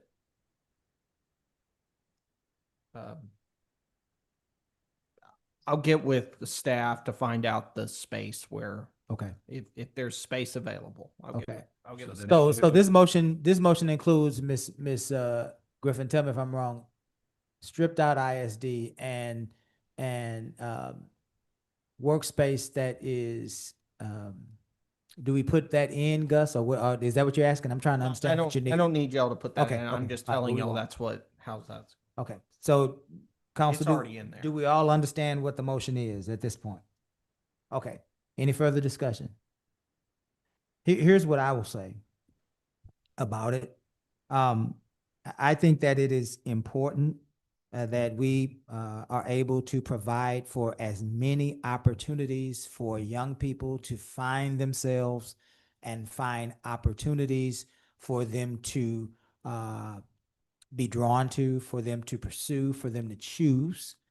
And it is true that the workforce, especially when it comes to trades, has been being reduced year over year as we move into more technology and innovation. Some of these services are being provided by other entities. That is true. I do understand that. But at the same time, saturation is important when you are trying to provide for a way out for people who sometimes cannot see that way out. Consequently, the workforce is right down the street, and yet we still struggle. We still have issues with employment, underemployment. Those trades are still lacking for legitimate and reputable workers who understand, know, and have been trained in those particular job functions. And so I think that it's important that we provide for a pilot. Maybe it works, maybe it does not work. And that's the point of a pilot, is that we have an opportunity to see Maybe it works for Lamarck, maybe it works for Texas City, maybe it works for Dallas. I think we get the point of it all. But I think it's important to try to reach our young people and give them yet another avenue that they might be able to pursue. Mr. Lowry, your comments are definitely respected and heard, and I do understand where you're coming from. Go ahead. I'm So sorry. we'll do And then this, We'll vote. pilot program for 9 months. 9 months. Can add that to it. Yeah, no worries. Absolutely. I think is that already in the language? Yeah. Yeah, for sure. For sure. And then after that, it goes back to council. It has to come back to council. There are no dollar amounts that will be Except for the. coming from the city's coffers directly or indirectly to this organization or this pilot project, other than lights and walls, as far as my understanding goes, right? Yes, sir. And then, but again, if we're opening up community rooms, et cetera, with one organization, it's already been an issue in the past. We need to open it up for all organizations. Yeah, yeah. I think we opened it up for the coffee club too, right? Yeah. So I think we're headed in that direction, Mr. Lowry. I think we are. And if you find that someone perhaps is not, that would be your opportunity to say, hey, listen, this is who we are now. And I think that the rest of the council have to respond in like fashion. Doesn't hurt to try though. I think we can watch it, look at it, see what it does, and then in 9 months, decide whether or not we believe this was a successful pilot. Right? Maybe you'll get some concrete pumpers. Training. You hire them up. There it is, man. There it is. There it is. Get you some more workers. Anything else? All right, let's call for the vote. All those in favor? Aye. Any opposed? Thank you, council. Now we're at item, I'm sorry. No, I said thank you. Oh, now we're at item 8.7. Highland Bayou Park Partnership Proposal with the Cultural Corporation and Lamarck Chargers. Discussion and possible action to approve a contract for Highland Bayou Park. Yes, you give it to the clerk, Mr. Williams. Partnership proposal with the Cultural Corporation and the Lamarck Chargers for use of the football field. This is brought to us by District A and District B. For the record, Mr. Williams, let's get this out the way. You have no relation to Miss Williams. No, sir. All right, y'all just happen to be two people whose name. No, All right. no, not. All right, we had to get that out the way. I got a couple short people in my family, Okay. but I'm sorry. All right. Miss, did you want to lead this, Miss Yancey? Because your district is Right. as, okay. I brought this to council because we've had other groups from other cities to come and utilize our fields, which we have approved, which is amazing, because I've always said that Lamarck's parks it's amazing that the beauty of our parks and the size of our town, a city our size, you don't see that in a lot of places. And I think that is one of the treasures of Lamarck. And because we've opened it up for other groups out of Clear Lake, we do have a local group here that would like to utilize those same parks. And that's why I brought it before council, so he could explain what his group would like to do. Okay, Mr. Williams, you have the floor. Okay, I tried to get this out. It was a not long version. I had some time to really think about it and really put something compact together and try to get it out. I noticed your district, Mr. Laurie. I was trying to get it to you, but somehow I couldn't find your email. You, same thing, Ms. Griffin. Proposal for a 3-year community partnership between the City of Lamarck and the Cultural Corporation to approve a 3-year MOU that allows the Lamarck Chargers and the Cultural Corporation to host a 2026 football season, youth programs, camps, tournaments, community events, while working with the city towards a long-term community athletic space. The vision pretty much is to create a strong city nonprofit partnership that gives Lamarck youth consistent place to play, learn, compete, grow, beginning in football, expanding through 3 years community programming. And of course, after 3 years, we can look at everything and see how everything's been going and go from there again. One reason why I feel like this matters, more structure opportunities for the children and our families. We don't actually have a place to play for the last 3 years, we haven't had a place to play football in the city of Lamarck. So I think it's very important. It also gives us opportunity for more community events, tournament, positive activity in Lamarck, which I think is very important. Our kids and our families in the community need something positive to do, something positive to look at. I have a long list of things. If anybody knows me knows I'm very ambitious. But before I do anything, I would definitely come to y'all and seek y'all approval and see whatever it is that y'all need me to do to make it right. And of course, there's no direct cost to the city. We already have funds allocated within the program that we've been paying Tech City ISD for years. I would like to take those funds and invest it back into our community, into our parks, to help grow Lamarck. You know, dang, I don't want to I get really passionate about the work that I do, y'all. So I'm trying to keep it together. But I want to coordinate scheduling with operating city staff, maintain appropriate insurance and safety standards, responsibilities, operate games, camps, programs, and events, raise private support programming and future improvements. Program partnership can support the Lamarck Chargers football and cheer, your athletic and enrichment programs, future leader summer camp, the community events and tournaments. The summer camp, we do all sports. We do football, basketball, baseball. My baby, which I'm most proud of, is the summer camp. I want to bring that to Lamarck and work with the city on doing that.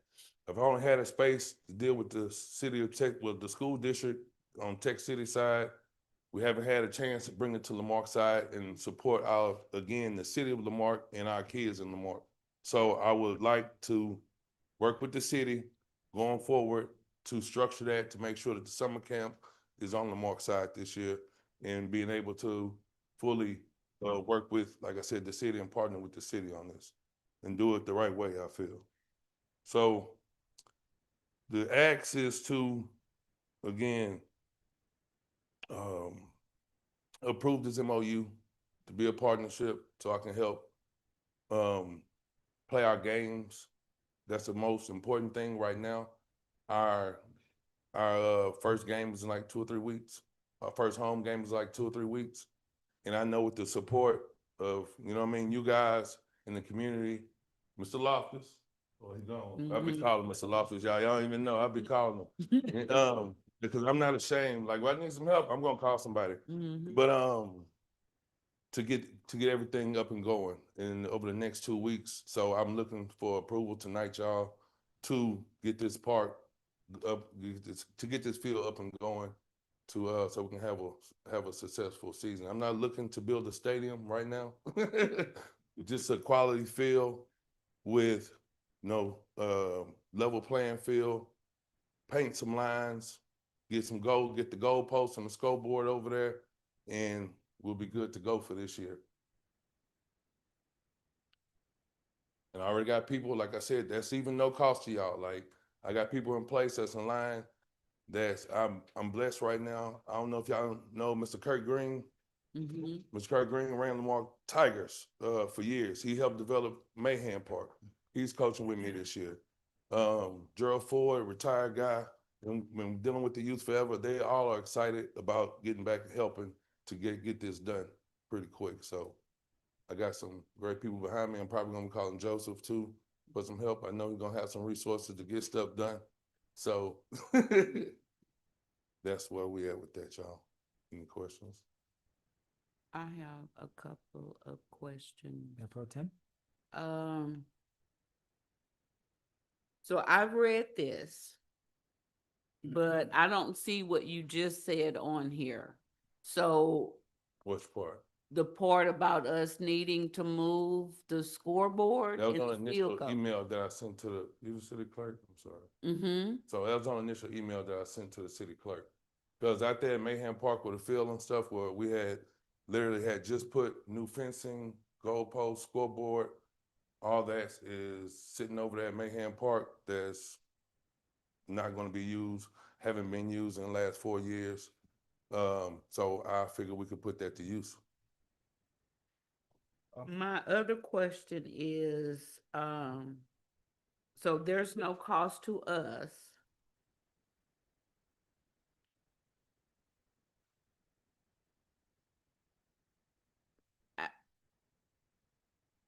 I don't necessarily know what this means because you said that there's no cost to us, but that you wanted to give back to the parks. What Correct. does that mean? With helping build up the park. Okay. Like I said, that to me, that's giving back, putting money into the park, Mm-hmm. helping develop the park whichever way that it may need. But like I said, actually leveling the ground, installing the goalposts and the scoreboard and all that good stuff. That's going to give like the park enhancements, you know. Okay, so are you bringing funds with this program? Correct. Okay. Is that on here? Well, I said no cost to the city. And I said that fund earlier. I said, Yeah. go ahead. Go ahead, go ahead. No, I was just saying, I said earlier, so we already have money allocated that we, in our budget that we've been doing we've been paying every year Okay, to the school district to Okay. rent to fields. okay, So that's why I said I would like to allocate those funds to put into getting that park together. Okay. Appropriate. and part of that is moving the football stuff from Mahan Park. That is gonna be your request to legal or whoever. You work Correct. out this. Okay. Correct. That's And- what I need and to as far as understand. painting the fields, game days, I'm gonna make sure we have a maintenance crew out there cleaning up the park before, after, the bathrooms, all that good stuff. Yeah, that was the only thing I was gonna say is I've not drafted this agreement yet, so I will have to get with Mr. Williams, I'll have to get with Mr. Bro, I'll have to get with Mr. Ferguson and draft it. No, understood. So I just want everybody to be aware of that. I don't want people to think that we're signing There's an an agreement agreement, tonight. Okay. This, But I'm just asking these questions Yeah, because yeah. I didn't see this here. And so I guess part of that, is that when you get to them, somebody is gonna say it's gonna cost this much to relocate this equipment from here to here. Mhm. Will we hear that feedback? It, y'all will hear as much feedback as you want. Okay. Right. So It's gonna be open book, trust and believe, whatever. see the contract when it's off? Yes. Oh, okay. Yes. Okay. Yeah. Those are all my questions right now. anyone else? More like I have a comment, Okay. or Yeah. just to kind of inform y'all. So my sons played for the Lamarque Chargers. And so we actually had the opportunity at one point to Yeah. play at Highland, and we We practice. practices. Had an MOU with the city a couple years ago, and we was able to actually practice out there at Highland Bayou Park. Right. And so prior to that, I believe you were at Lamarque High School. And so we ended up at Highland because they had to do construction, right? But it was such a different energy. I mean, all the parents were happy, players were happy. It was just a beautiful experience as parents and then just residents knowing that that's where it went. It was a really good experience. So that's one of the reasons why I supported it, just as a mother and who was a team mom Yeah. for the Lamarque Chargers, that it was really healthy for the kids To be at the park. to be at Highland. Yes, it was. And the parents, I mean, everyone was happy. And then there was restrooms. It was just a different energy. The cheerleaders had their own section. I mean, it was a very healthy community. Yeah, for sure. Yeah, thank you. Great idea. I know you're passionate about it. I love seeing what you've done with the kids the last few years. I know a lot of the parents that have been involved with this. It's amazing. You touch a lot of kids' lives and parents too. I think it's a great idea. I love that you're using Mac McGaffey Park. My issue would be cleanliness of everything getting cleaned up afterwards. Yeah. You just covered that. That was my question, but I commend you for what you're doing for the children. They're our future, and I know you're passionate about it. Sure. I appreciate that very much, and I love seeing what you're doing. Appreciate It's you. really good, and keep pushing forward because it's what we need. Thank you. Yes, sir. So how many people do you have in your organization? 150 150 children? children, so double that when it comes down to parents, grandparents, and uncles and aunties. So probably all together, With football alone, probably 600. Tell me a little bit about your background. You graduated from Marque. Graduated from Lamarck High School. I was fortunate enough to get a football scholarship to Texas Tech. I played arena football, which is a pro style of football, for 8 years. Moved back home 2014. Didn't know what the hell to do. Excuse my language. Didn't know what to do because I literally grew up thinking. That's why I was even going to mention what that guy was talking about. Didn't know what I was going to do with myself. When I literally thought, growing up, I was put in the to go play football. Came back home, figured it out, started dealing with kids, loved it, and I found my purpose. So, and that's what I've been doing for the last. Wow, it's been a while since 2014. Been dealing with kids. We've grown the Cultural Corporation to. I have last year had a contract with the school district. I do social emotional learning, mental health with the kids during the school day. Do a lot of mentoring with the kids and just trying to help out kids, man. Like I believe in them. So believe in our community. I do want to commend you, and I do think your program has helped in so many ways to help with giving people something to do, give them purpose. And I do believe that this program is a part of public safety, trying to give people things to do to keep them busy. Like you said, I'm glad you shared that about the energy, different energy. Like I said, I think Joseph Lyra has one of the best parks in his district. No, for sure. I mean, because it is the most treasured gift here. The Sometimes question I is, just get out the house and I just go over there. Like right. when I'm inside my mind, right, right. Thank you, Ted. And they keep it beautiful out there. They do. You're absolutely welcome. They do. They keep it nice out there. But that's it, and it's been like that for me. I've been like since I've been back home. Like I said, this is something that I really thought about Right. years and years ago, but never thought it'd get to this moment and have an actual opportunity to do it. And I think it'll be amazing. And I think the opportunities are endless. The things that we can do out there, just as far as a community events, and football games, and attention to positive events that we can have out there for our kids, man, our community. I think it'll be great. Even this summer, we went out there. We had summer camp, right? And I'm like, man, I was short vehicles this day for our field trips on Fridays, and I was like, I'm not gonna like stress over it. I was like, man, I'm just not gonna stress over it. I'm gonna go get some pizza. We going to the park. When I say those kids stayed out there in that sun for 6 hours straight, like literally, my own son, he come over there from fishing. He's like, beat red. I'm like, what's wrong, son? He's like, Daddy, I'm tired. Get you some water. You know what I mean? Like, but they were just really enjoying themselves and just engulfing themselves in the whole atmosphere and the energy that's out there. Like, it's a beautiful thing. So let me ask you this, because I know when you asked for this to be brought to the council, you were saying that you needed it by what date? The 22nd. The August 22nd. Yes, 2 weeks. You need an MOU done by August 26th. I can continue to work on the MOU if you give me permission to still go out there and do what I need to do. But to make everything finalized, like I'm fine with that. So yeah, and I guess that's a question for the city manager. Can he use it for one game until we work out the details? I don't know. That's what. So we don't get involved in that process. Yeah. Just help me out, and Mayor, I don't know.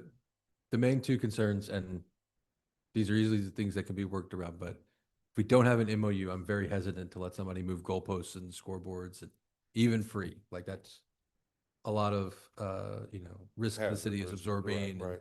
and everything. So I'm very hesitant without an MOU for them to actually move the field. The second, and I don't know how big of a deal this is, but I have no idea if this actually fundamentally changes the park's master plan. If we're Because like it does fundamentally change. Like, as you're talking about not just a football field, but eventually like a whole. If it's allowed, you know, complex. Yeah, right? yeah. If it's allowed, now don't get me wrong. I'm aware of the master plan, and I'm not trying to go over and beyond and do anything to go outside of that. But I just think, regardless of what the master plan may be or anything, our kids deserve a place to play football in the city of Lamarque. You know, and we don't have anywhere else to do it at. Yeah, again, I'm not trying to not make it happen. Understood. Yeah, there's a lot of discussion. There's things that we just need to figure out what is the goal. Like you know, we have this master plan that was worked on.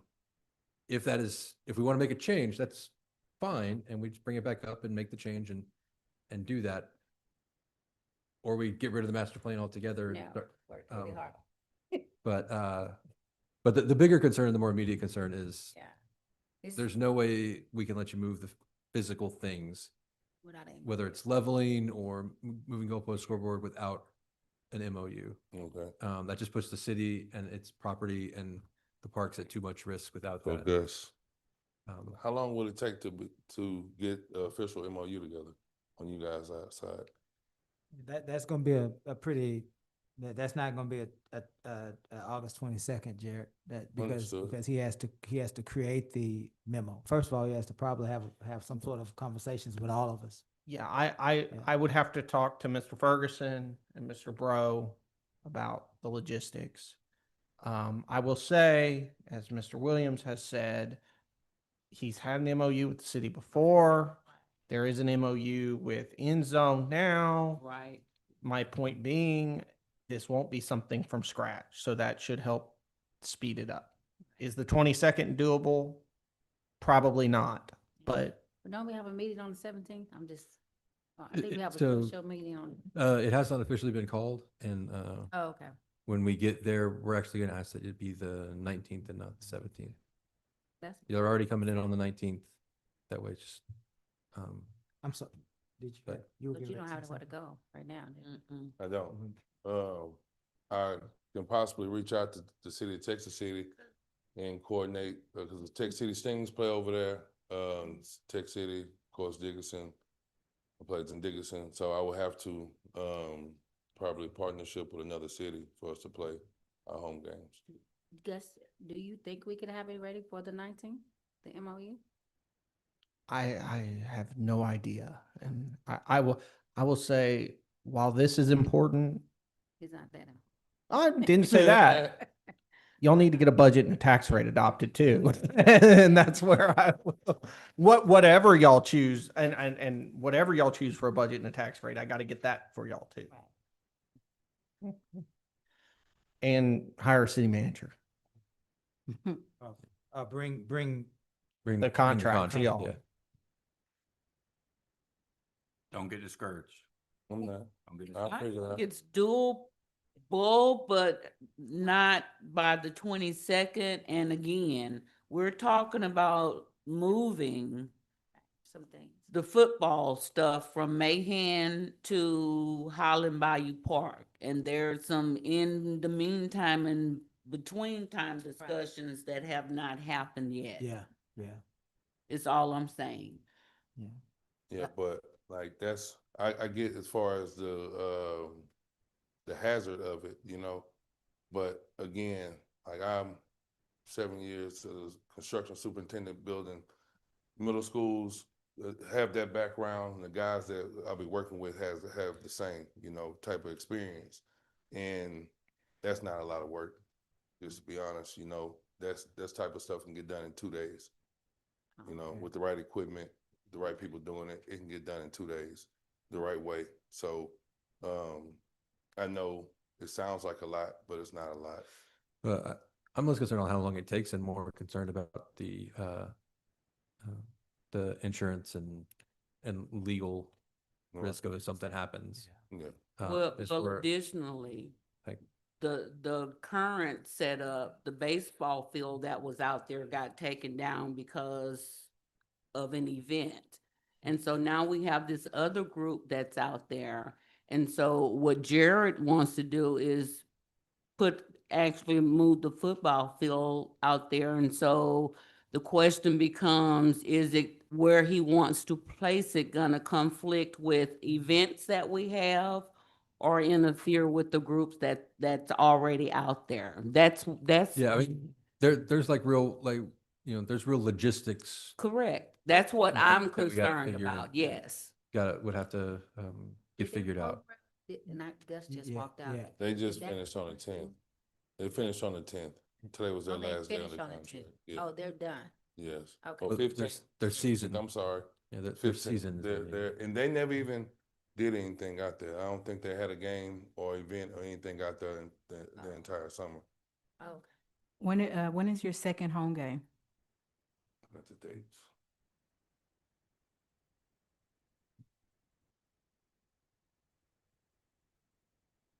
September 19th.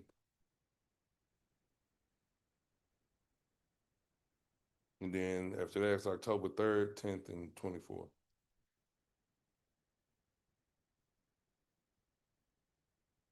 So you have games starting in September? I'm starting in August. I have, And today is what? Today's 10th. Okay. mhm, Okay. for sure. Mr. Williams. Yes, sir.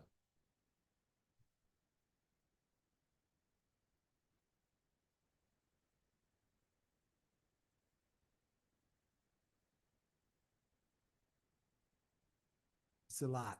It's a lot. This is a lot, right? Well- The entire program is a lot. So follow me, follow me. I'm listening. So I think the enormity of the program, right, is providing for a lot of scrutiny from the council, as it should, right? Which is, in essence, slowing down the process. Process, rightfully so, needs to be slowed so that all of the issues surrounding the project can be answered and we can have clarity, right? And it's not necessarily because we need clarity, though we do, but it is also the 20,000 people that we represent, right? And so that's why it's, you're needing this to happen quickly, and we get it. Mhm, We are slowing the process down mhm. because we need to make sure that everything is in its place, and we need that our community to know that everything is in its place, right? So, having said that, one of the most important things about a city as they partner with any organization is one word, and it is liability. Whenever we invite people into our community and we partner with them, the first thing we do is we want to know that if by chance something happens that we have no control over, Right. we won't be held liable, Right. right? Now, I have my own insurance. You that have your own covers- I have insurance. my own insurance that covers everything that we do, everything, Okay. whether it's from the kids to developing the park, whatever. Like our insurance covers everything that we do. Okay. Have you provided that to the clerk? Well, I put it in the paperwork, let them know In that the we have package? insurance, yes. Have you put a copy of the, I have it. I can okay, get it. so we it's would no need that, problem. right? We would need, that would be important. We would need that. Mhm. Secondly, the reason I mentioned this to you, the enormity of it all is there are two things happening at once. Number one, you're trying to get a football season started. Mhm. Totally respect that. Number two, which causes a lot of more stuff, is the other words, youth programs, camps, tournaments, community events. And as a municipality, we simply don't know what they are. We don't know when they will be, right? I've been doing them for 4 years, and I'm Yeah. like, it's like, so I get what you're saying, Miss Mayor Bell, but like literally, the only youth programs that's been going on in the city of Lamarck has been through us, and we through basketball, football, baseball, the summer camp. The only thing that the city has to offer to our youth has been the programs that we offer. Yeah. So yes, it's urgent for us. I should have came at the beginning of the summer, but it didn't come to me then to do. Yeah. So No worries. So right, I get far as liability and all that stuff. I do, but at what point does the kids become a bigger concern? Yeah. And doing right by the kids in the community So when you haven't yeah. been able. I get it. Like sitting here tonight, I have a whole new respect for all y'all. You know what I mean? It's a lot to deal with. But how can I say this? Like respectfully, like our kids have been neglected in this city. That's not have, and that's just the truth. I know y'all have a lot going on council, a lot going on in your personal lives, and I respect all that. That's why I've been quiet in the shadows, just working, doing what I do. I haven't came to y'all about anything else in the past 3-4 years. But I'm coming to y'all now for support on this because I need it. And it's important. I literally, for 3-4 years, haven't come to you guys about anything. Last time I came here, I was invited here. It wasn't even my idea. You know, so I'm coming to you now because it is important and it is a need and it is something that I'm fighting for my kids for because y'all have no idea the stuff that I deal with dealing with Texas City ISD. Yeah. I don't even want to go into all of it, but I'm just saying, like, I hear everything, I get it, but who I'm here fighting for again is my kids and somewhere for them to play, somewhere for them to do what they want to do. You know what I mean? I get it. I get it. The liability, the legal stuff, all that. But at the end of the day, like, when we gonna make the kids a priority around here? I think that let me answer and then I'll let you in. I think, Mr. Williams, that we are making the children a priority. And I think that if we listen, you hear 5 people supporting you. For sure. What we are also doing is we are trying to make sure that the business is done appropriately. Understood. What we cannot afford to do any longer is to take anything for granted. It got us in $1 million+ hole, just taking things for granted. And so we have learned to slow down a little bit to make sure all of the ducks are in a row. And that's what you're hearing from us. We're fighting, not you, we're fighting with you to do what we believe our children deserve. But in that, we have to make sure, because it's not just us 5, there are 20,000 people. You got people who live here that are sitting in the audience, and they want those children to succeed too, right? But they also want to make sure that every part of the business is done, right? And so these questions that we're asking are not about any distrust in you, are not about any neglect for our children, but it is out of the abundance of caution for our community, right? Which you are a part of. So I want you to hear this discussion as us celebrating you and your work, but also making sure we understand it totally and that the people agree to what they are agreeing to and know what they're agreeing to with a young man as impressive as yourself, if that makes sense. Gotcha. That's all we're doing here. And all I'm saying is that I know that it's gonna be slow, that you're not gonna make that. That's what I was saying. You're not gonna make that deadline, and that there are, like I said, there are already discussions that haven't occurred regarding our parks. There's some changes that they're doing at Mahan, and what you're saying sounds like something we should do based on the discussions we haven't had yet. But again, it's gonna take money and staff if we decide to do that, to move those things from Mahan Park to Highland Bayou Park because of all of the other moving pieces. The other part of that is we as a Parks Board have been trying to get some donated playground equipment placed in our parks, and we have not been able to do that. We have free playground equipment, and we haven't been able to get it installed in any of our parks.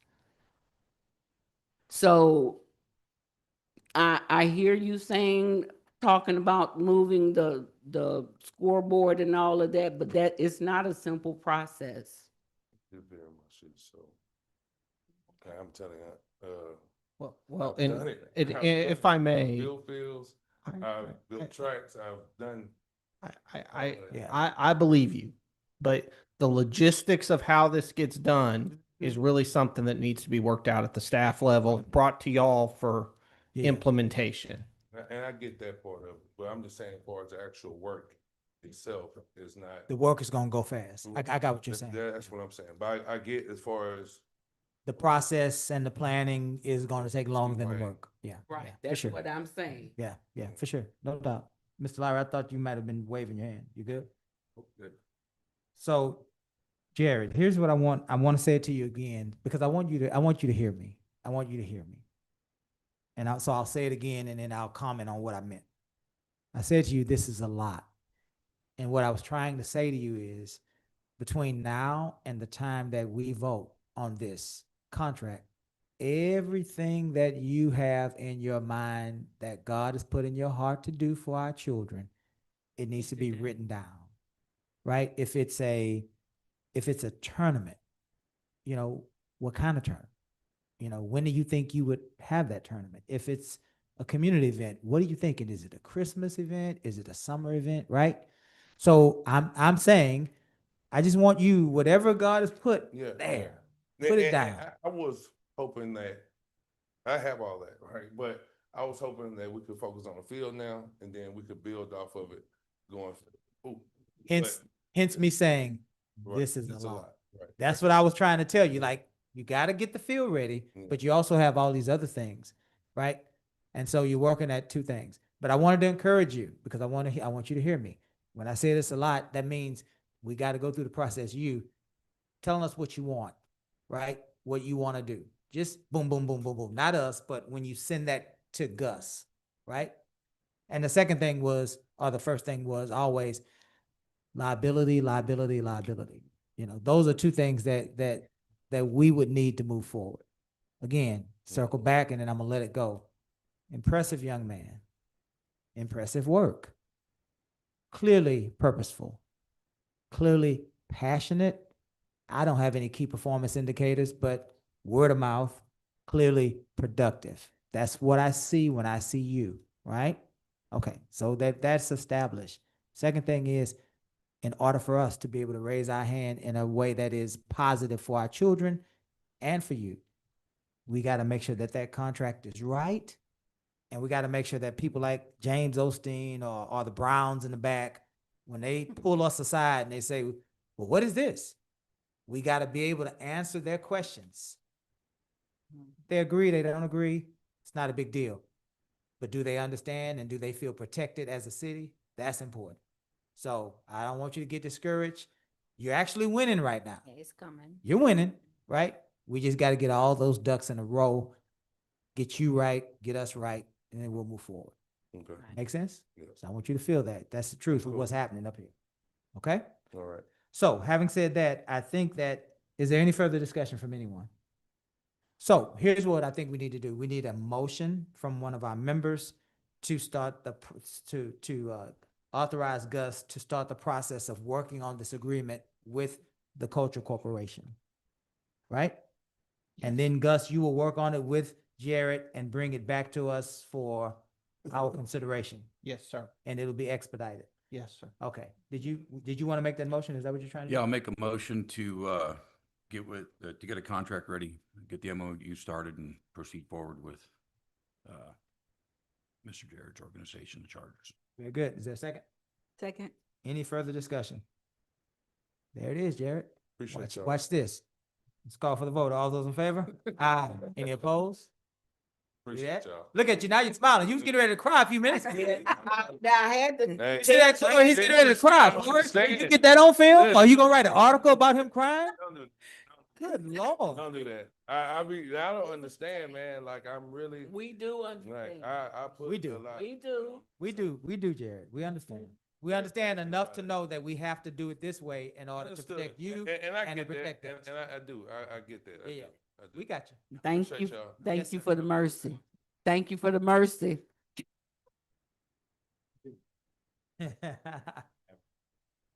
All right, ladies and gentlemen, let's move to a quick close. If this was church, it'd be the if I was Pastor Randall, Ms. Williams, Pastor Yancey, I would be saying, and the Lord said. Anyway. All right, so 888. Award a contract for ARPA number 2473, library HVAC installation and restoration. Consider and take action on awarding a construction contract to Alex Air Conditioning Incorporated for the library HVAC installation and restoration project. This is coming from the ARPA number 2473 in the amount of $78,400, utilizing the American Rescue Plan Act funds, ARPA funds. I see Mr. Bro and our good friend Ashley from the library. Welcome, gentlemen. Yes, sir. I've been helping Ash with putting this together. When we put in the bid, this is his first time kind of coming before y'all, kind of putting this agenda item together. So I'm just here in support. This is utilizing ARPA funds to replace the AC units at the library, which we know needs to be done. It gets hot over there. I'm sure his people that work there would be very grateful for this. We did get 2 responsive bids, one from Alex AC and the other one from KR Allen Construction. We are asking that y'all move forward with this to approving Alex AC because their bid was $78,400. It also came with a longer warranty, a 12-year part warranty, 8-year compressor warranty, and a 5-year labor warranty. Oh, wow. Excellent. Ashley, did you hear Shannon say, I'm just helping him out? That was too funny. He's been an amazing help. That is so funny. I Yeah. don't know where to start with them. Yeah, I'm just, you're just helping him out, Shannon. Yeah. That's what I do. I'm Shannon. Anyway. Yeah, he's Listen, so we could be clear, we're having too much fun here tonight, but let's be clear for our residents to know. The library had 4 HVAC units. They were all, according to what you have been able to find, roughly installed in the 90s is what I thought we said earlier when we were having a conversation. Still From the 90s. And so now we are looking at 3 units because they are bigger, more efficient. It's actually 4. Yeah, It's there's 4 4 units. units. Earlier, we were talking about 3 units. Three, Okay. yeah. There's been lots of plans thrown around. This Okay, yeah, no worries. We want to get, that's why I want to make sure we're getting it right for the people. Yes, sir. So we're still looking at 4 units. That's correct. Okay, brand new units, ARPA funds. That's correct. One of the questions, Shannon, that I asked Ashley in budget workshop, and I want to just ask to put it on the record in case people missed it. There had been a lot of questions about the roof of the library. Yes, sir. Ashley indicated to us that the roof has mostly been repaired. It's an old roof, and it will still, at some point sooner rather than later, need to be replaced. That's correct. But the major damages have been repaired. What is left is the damage that is underneath the HVAC units, so that when you pull them up, it'll be repaired before the new units will be set. That's correct. Is all of that accurate? Yes, sir. Okay. We put it out in bid that if they were going to go out with rooftop units to repair the damage done. Very good. Any questions for Ashley or for Shannon on the AC units for the library? So moved. Is there a second? Second. Any further discussion? Hearing none, we'll call for the vote. All those in favor? Aye. Any opposed? Do note that it's only a 4-0 because Councilman Four Lowry vote, yeah, stepped out. 4-0, yeah. 8, there it is, we're done. Thank you very much. 8, 9, consider approval of bid under section 2254.003 for professional audit services, RFQ 26-03, no timely responses. Consideration and possible action under section 2254.003 to select Brooks Watson and authorize negotiation with the contract coming back for approval. Worth, you are wearing 2 hats tonight. And so we're asking for the finance director. So Brooks Watson attempted to bid. Their bid did not get delivered on time. It was so, but under since there were no other bidders, we can move forward since it is a professional contract and select them under that, which is that section 2254.003. And this is for which audit services? This is for the financial audit, the one we do once a year. This is the once a year. This is not Yes. any audits associated with any specialized audits. No, it does include a separate audit for the EDC, and if we get enough grant funds in a given year, a single audit. So listen. The company that did our last audit was Brooks and Watson? Brooks Watson, same company. Yeah. And how long had they been doing the audits? That was their 5th year. 5th year. And so we put it out for bid. I want to be clear on this. We put it out for bid, and the only company that bid it was Brooks Watson. They were the only company that sent in a bid. Again, it Okay. arrived, it was delivered a day late, but they were And, the only one. and so we're all, But y'all are perfectly fine to move forward with them. This is a professional service. There was only one bid. okay, all right. And so that's who, Council? And this is for our regular audit. Regular audit, Regular our annual audit. Okay, Is there a motion? so Is move. there a second? Second. Any discussion? I would like to have a discussion. These are the type of things that can get icky, and you know that, Gus. I know. Yeah. I'm almost like, what is the reason that's stopping us from putting it out again for bid? Is there a deadline? So, yes, That- Yeah. Oh, God. Did they- March the 31st, Yeah, 180 yeah. days if y'all's audit is not done. And I will tell y'all, I sent a lot of angry emails in March that this must be done. Right, Like, I don't care. Like, get it done. And I apologize if I'm being forward, but You need to be. this, I was very concerned about this last year, and it got done. Worth can tell you his concerns about it. And I would, not that I think that another firm, but the longer we push this, Right. the longer it is before somebody can get started. What's That- the ickiness? I'm sorry. Well, the ignorance is that people can say that you're sticking, cities have a tendency to stick with the same company. So we put out bid. We did. Y'all put out bids and you got one bid that showed up A day a late. day late. And That there was no, I mean, even today, well, yeah, but but even to today, nothing else has come in. So postmark, meaning that it went through the United States Postal Service? And okay, so that means that it went through a postal service that has been, It was through no fault of their own, in decline. Okay. It was definitely in the mail long before I got the you. deadline. And how long, Okay. how long did it stay out there for the people to? So it was a 2-week bid, which is the shortest that you can do. We did that on purpose. Why?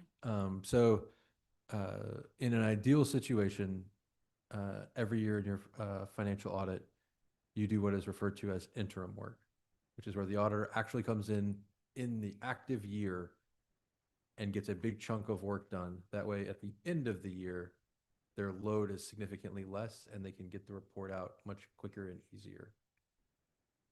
We are trying to allow for that to happen. And I know, one of the things that we have talked about is that it is not best practice to use the same auditor more than 10 years in a row. So the next time this goes out, Brooks Watson will not be an eligible bidder. I just wanted that it's been noted that the bid was out there for only 2 weeks, not 30 days, not 60 days. It was only 2 weeks. And that may be the reason why we didn't get a bidder. And it was a day late. That stinks to me, but I just want it noted on the record. Okay, so noted and on the record. Any other discussion? We have a motion and a second? So moved. Oh, did we have a motion and a second? Is that, Yeah, it was, she seconded it. yeah, Second, yeah. so we're ready for a vote. Aye. All those in favor say aye. Aye. Aye. Any opposed? 810, consider approval, of bid award to Biosolids Processing Services, LM number 26-03. Consider approval of awarding bid LM number 26-03 for fiscal year 2027 Biosolids Processing Services to GFL Texas LP in the amount of $284,235. This contract provides for the removal, transportation, testing, and disposal of biosolids generated at the city's wastewater treatment plant in according with bid specifications. Anything interesting about that, Shannon? No, sir. This is our annual bid. We only had one responsive bidder. Okay, and it was GFL? Yes, sir. Okay. Shannon, if I ask you a question, would you please promise to answer it in 5 seconds or less? Yes, Because sir. I'm really not trying I to be got here. you. Yes, sir. I will. Do you remember we were and I don't even know what you call it, disposing of sludge for like Republic? What do you call it when they brought their stuff to our plant? Oh, the leachate. The leachate. It's leachate. Leachate. Yes, sir. Are we still doing it? Currently, yes, sir. Okay. Are they still paying us? Yes, sir. Okay. Is that the only company? From my understanding, sir. Well, yes, sir. It is. All right. Is it a yes, sir, from my understanding, or It is is. it It a yes, is. sir? It 'Cause is. They are the only my company. understanding is 30 minutes I- later. Okay. They are the only company. All right. Yes. That's all I wanted to know. Any questions for Shannon on 810? I do, and this is probably the same question for all of these bids. Has the amount increased from last year to this year? It has, but not by much. We Okay. usually see that just yearly. We'll see a small increase. Okay. Any further questions? Yeah, well, we don't have a motion for it. No, You can still have a question. You want to wait? Yeah, well, let me, who does the bids for, because here's another one, that's just one bid. How long was the bid out? The bid for this one, I think, was out for a month, 30 days. Yes, sir. 30 days, okay. And we did contact other contractors, let them know there was a bid out there to try to get as many bids as we can. I would like to know the list that we send our bids out to. Like, where are we sending our list? I know we have our 833 number and all of that, but where do we send that out to when we have bids? I'm just concerned when we have one bid. that was my only question. Any further questions on 810? I will entertain a motion. So moved. Second? Second. Any further discussion? Hearing none, we'll call for a vote. All those in favor? Aye. Any opposed? 811. Consider approval of bid award for fiscal year 2027 chemical supplies, LM number 26-04. Consider approval of the bid award for the fiscal year 2027 chemical supply contract, LM number 26-04, for the purchase and delivery of gas chlorine, sulfur dioxide, and calcium. Is that hypochlorite? Yes, sir. Man, I'm a public works expert for the use at the city's water and wastewater treatment facility. Contract is for 1 year, for a 1 year term beginning October 1st, 2026, with renewal options provided in the bid specifications. Anything we need to know about that, Mr. Pro? It's just our annual, Warren. We got two companies turned in a bid. One of them was a no bid. They just wanted to be put on our radar, pretty much is what they put on their documents when they turned it in. So we only had one responsive bidder on this one as well. So what's no bid? Explain that. I've never seen it as either. This was the first time a company's actually done that. And in their form, you can see it on their bid response that they just said they wanted to be put on our radar to be considered for any future projects. So that's, They responded but didn't bid. yes, sir. Just to Keep them in on good list. faith. Yeah. We're working with you. We see you. Yes, I sir. got you. Okay. So moved. Second? Second. Any further discussion? Hearing none, we'll call for the vote. All those in favor? Aye. Aye. Any opposed? 812. Consider approval of bid award for maintenance services, LM, number 26-05. Consider and take action on awarding bid proposal LM number 26-05 for maintenance services for the city's wastewater treatment plant, lift stations, and water facilities to Protect Group LLC. Anything interesting about that, Shannon? No, sir. I have a couple Yes, of ma'am. questions. This is an as needed thing, and That's so my question is are we budgeted for as needed? We have an operational budget Okay. that we normally have to call contractors out. This just guarantees us that we get the best price possible for the next year instead of having to constantly go out. And so because prices change throughout the year, Okay. so this just sets it in place of saying this is the bid that we gave you. We're locked in with that price for the remainder of the year when it comes to the different call outs, like emergency call outs. Mhm. They're not going to hike the rates on us if we have to do an emergency call out overnight or on holidays or on the weekends. What they put in here is what they're going to be bound to. Okay. And follow up, what is the difference between staff maintenance and the maintenance that ProTech has to do? Staff maintenance is things that we can do on hand with the equipment we have. derag pumps. There's some small minor electrical things we can handle. There's some pump replacements, jet cleaning. There's minor things we can do, but when the Okay. project gets bigger, like if there's a pump failure, They do or it. if we have to pull the pump, then we would have to call a contractor out. Okay, those are all my questions. Thank you, ma'am. Any other questions? How many bids for this one and how long was it bidded out? The same amount, 30 days. We got 2 bids in. One was B&R Services. ProTech did have lower rates, and also in their contract that they gave us had a note from B&R stating that B&R could be their subcontractor without raising the rates for this area. So we didn't want it. We wouldn't feel comfortable going with B&R since they sent ProTech that letter. Yeah. So. Yeah. So moved. Is there a second? Second. Any further discussion? Let me say this to all of us. Ms. Yancey's been kind of having the same question on all of these, but historically, and I'm not gonna be long, this is a 5-second. Historically, we have struggled with getting a certain level of bids. That has happened when I was a young pup on this council. I was sitting here with Osteen. We were having them same problems. Pennington was the city clerk. We were having him. He was opening bids. We were having the same problem. For some reason, James as well, Ross. For some reason, there is an issue, and I don't think we're the only city. I think that a lot of cities our size struggle with getting enough bidders to bid on certain items, and so that's just something that, for our edification, that's just kind of a problem we have in municipal government, unfortunately, especially this size. Anything else? Let's call for the vote. All those in favor? Aye. Any opposed? Item 8, is that 13, Shannon? Yes, sir. Consider approval of bid award for laboratory sampling and regulatory reporting services, number 26-06. Consider approval of the bid award for the fiscal year 2027 laboratory sampling and regulatory reporting services contract, number 2026-06, to East Text Environmental Laboratory Incorporated for TCEQ required wastewater and drinking water sampling, laboratory analysis, biomonitoring, and regulatory reporting services. This contract is for 1 year.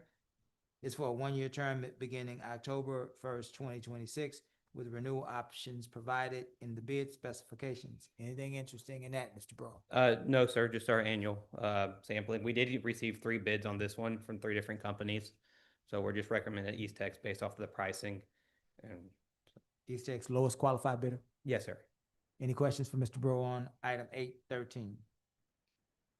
So moved. Second? Second. Any further discussion?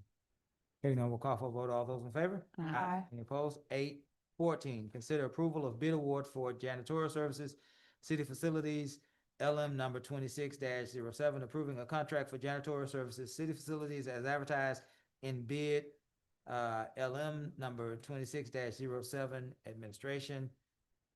Would that be, that's So, I can say Oh, this is an one open had, I bid. think it was 12 or more responses. 8, oh, sorry.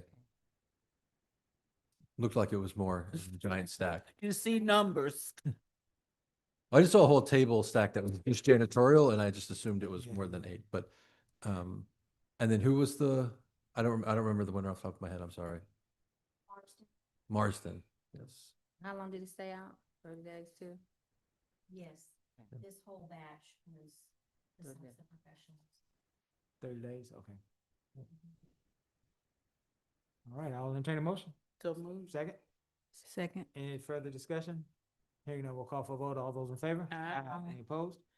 8, what is that? 15? Signer for grant documents. Authorization to add another signer for grant documents. So, this is here for y'all to discuss and authorize somebody else to sign. So for our grants, they are typically set up with a city manager, finance director, dual signature. I am not allowed to sign both lines. Okay. So we need at least one other person that has the authority to sign, not necessarily a specific line, but just a second person that can sign until Ms. Burkhart gets here. I'd like to really run through this really quickly as time is slowly passing us by. I think I'd entertain a motion for, what is his name back there, Chief Franklin, to be a signer. You want a police chief on there somewhere. You hope. I concur. Are you giving me the motion now? Are you entertaining the motion? I concur. I so moved. Is there a second? Second. Any further discussion? Hearing none, let's call for the vote. That was easy. Isn't that right, Worth? Yep. All in favor, say aye. Aye. Any opposed? Look at you, Chief. You just signing all kinds of documents now. Man, you are excelling in this city. 816. 816. You're doing so well, you made Shannon get up and come back to the podium. Discussion and direction on the rock garden maintenance responsibilities. Discuss and provide direction regarding the ongoing maintenance and upkeep of responsibilities for the city's rock gardens. The city council will consider long-term maintenance expectations, available public works resources, and potential alternatives for maintaining the rock gardens while preserving the original intent of the program. I'm going to yield to Mayor Pro Tem because I believe she was instrumental in starting the rock gardens, and I believe she's instrumental in this being on the agenda. So we yield the floor to Mayor Pro Tem, Yes. and then we will Do you add. want to go first, Shannon? Yes, ma'am. I have Okay, no you problem can go with that. first. That's fine. I just know this was brought up at the next, or the last council meeting. Kind of threw me a curveball. I was not sure what this was, so I did some research on it. We've already, I guess my questions is, what is the direction? What do y'all mean by maintaining? What is it, the expectations? And if the expectations from the last, like, from what I understood from this, is not put on Public Works. I know the library has already offered to take care of the one in front of their building at Walter Feigl Park.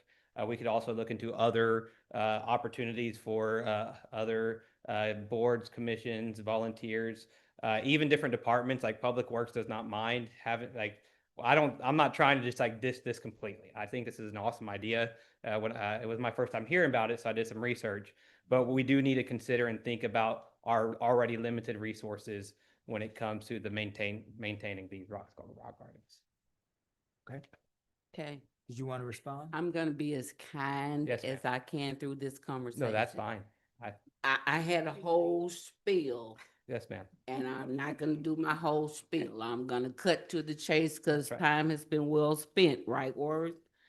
So, this whole thing came from an ugly place from me. Yes, ma'am. I'm openly admitting Okay. it. And people know me, they know how I feel about those rock gardens. Yes, ma'am. I purposefully stopped working on them Mhm. because I was upset with Public Works and council and everybody else. Okay, ma'am. I kind of shared that with Miss Holly. So I'm going to get back on the freeway, Yes, ma'am. come Go ahead. out of the woods, okay? Those gardens were started by Cambrell Foundation. They were called the Mainland Rocks Project. Miss Amanda changed the name to Lamarque Kindness Rocks, which we all love, and that is the name that I would prefer it be called. I fully intend to maintain those gardens, but I will not do it without us implementing the Adopt the Spot program, because you guys have destroyed 2 of my gardens. Okay? And the one at JC Park, I didn't go back to install because they never put the sign back out there. So I had to step away from it because it was stressing me. So what I'm basically telling you is we need to get the Adopt a Spot in place, because my foundation is not responsible for it anymore. I'm doing it with the work of community and partners. And I would love for the library to be that person, which they've already said. And I have a maintenance program for those gardens that I do every year. I just stop just Yes, to ma'am. be ugly. Yes, ma'am. I got you. Okay? So that's all I'm gonna say about this. I So got you. I do not intend for Public Works to do anything with these gardens.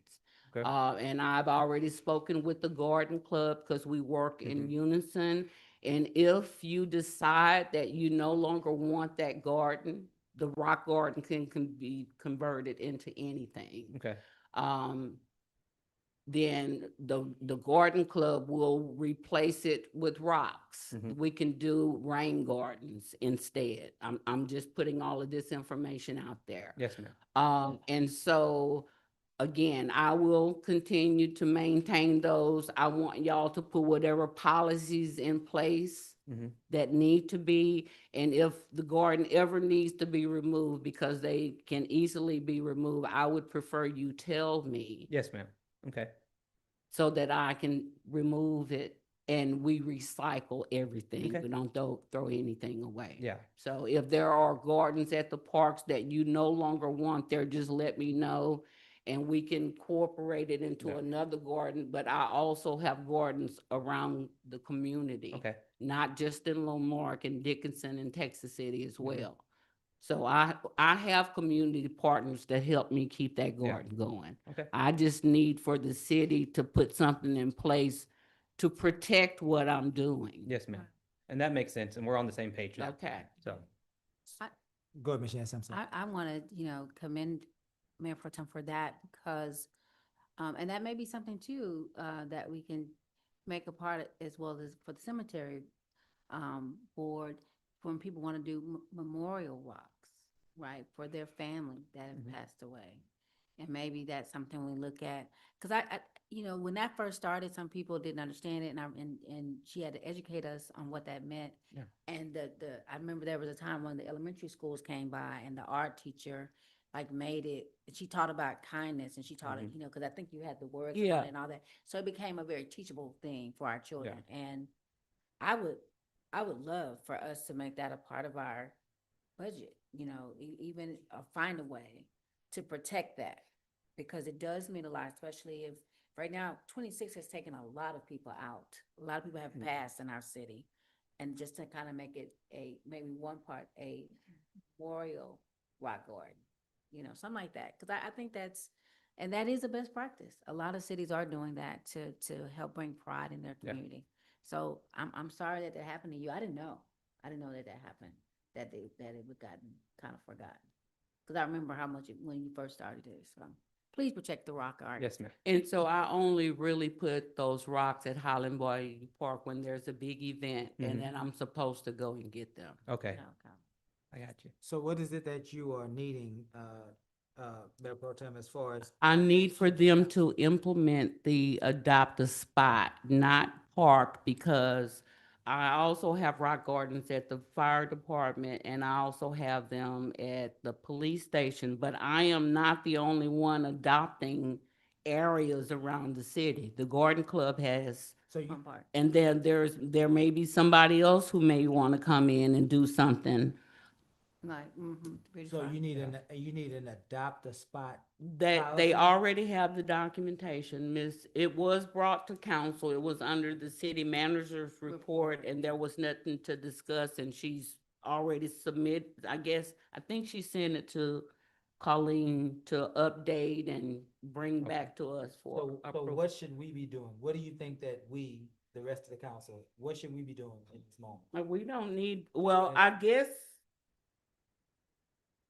we need to make a motion that we would like for city staff to do the adopt a spot program that would allow us to adopt locations around the city with permission. That's the first thing.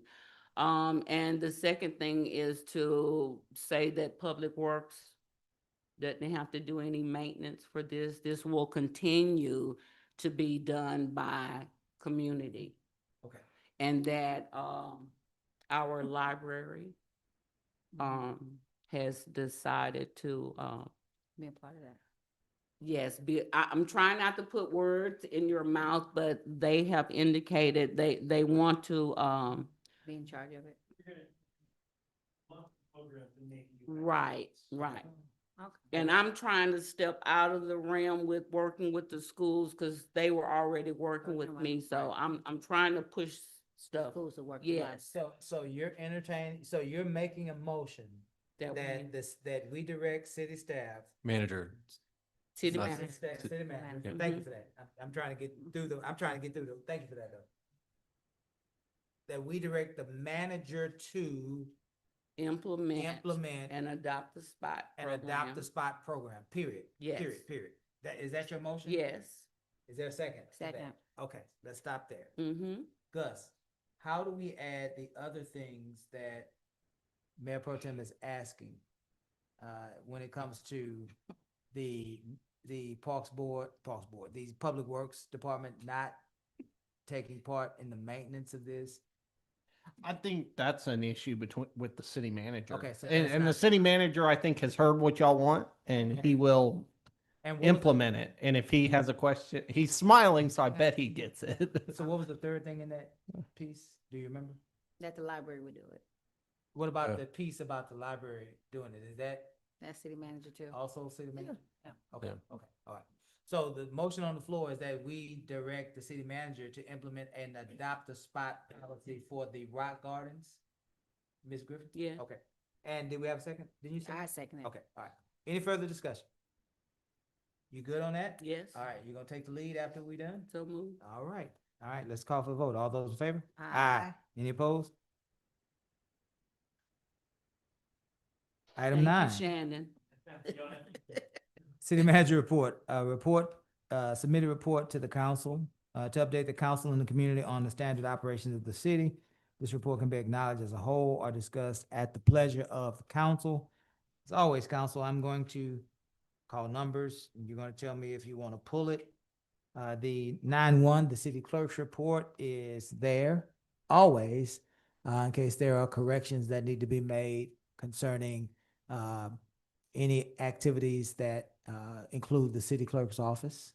And so I don't think that you have any corrections that need to be made. Very good.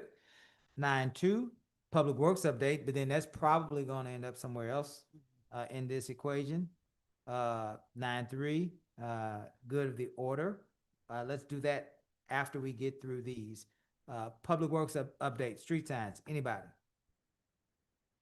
9-5, Public Works update, Renaissance District street sign replacement, anybody?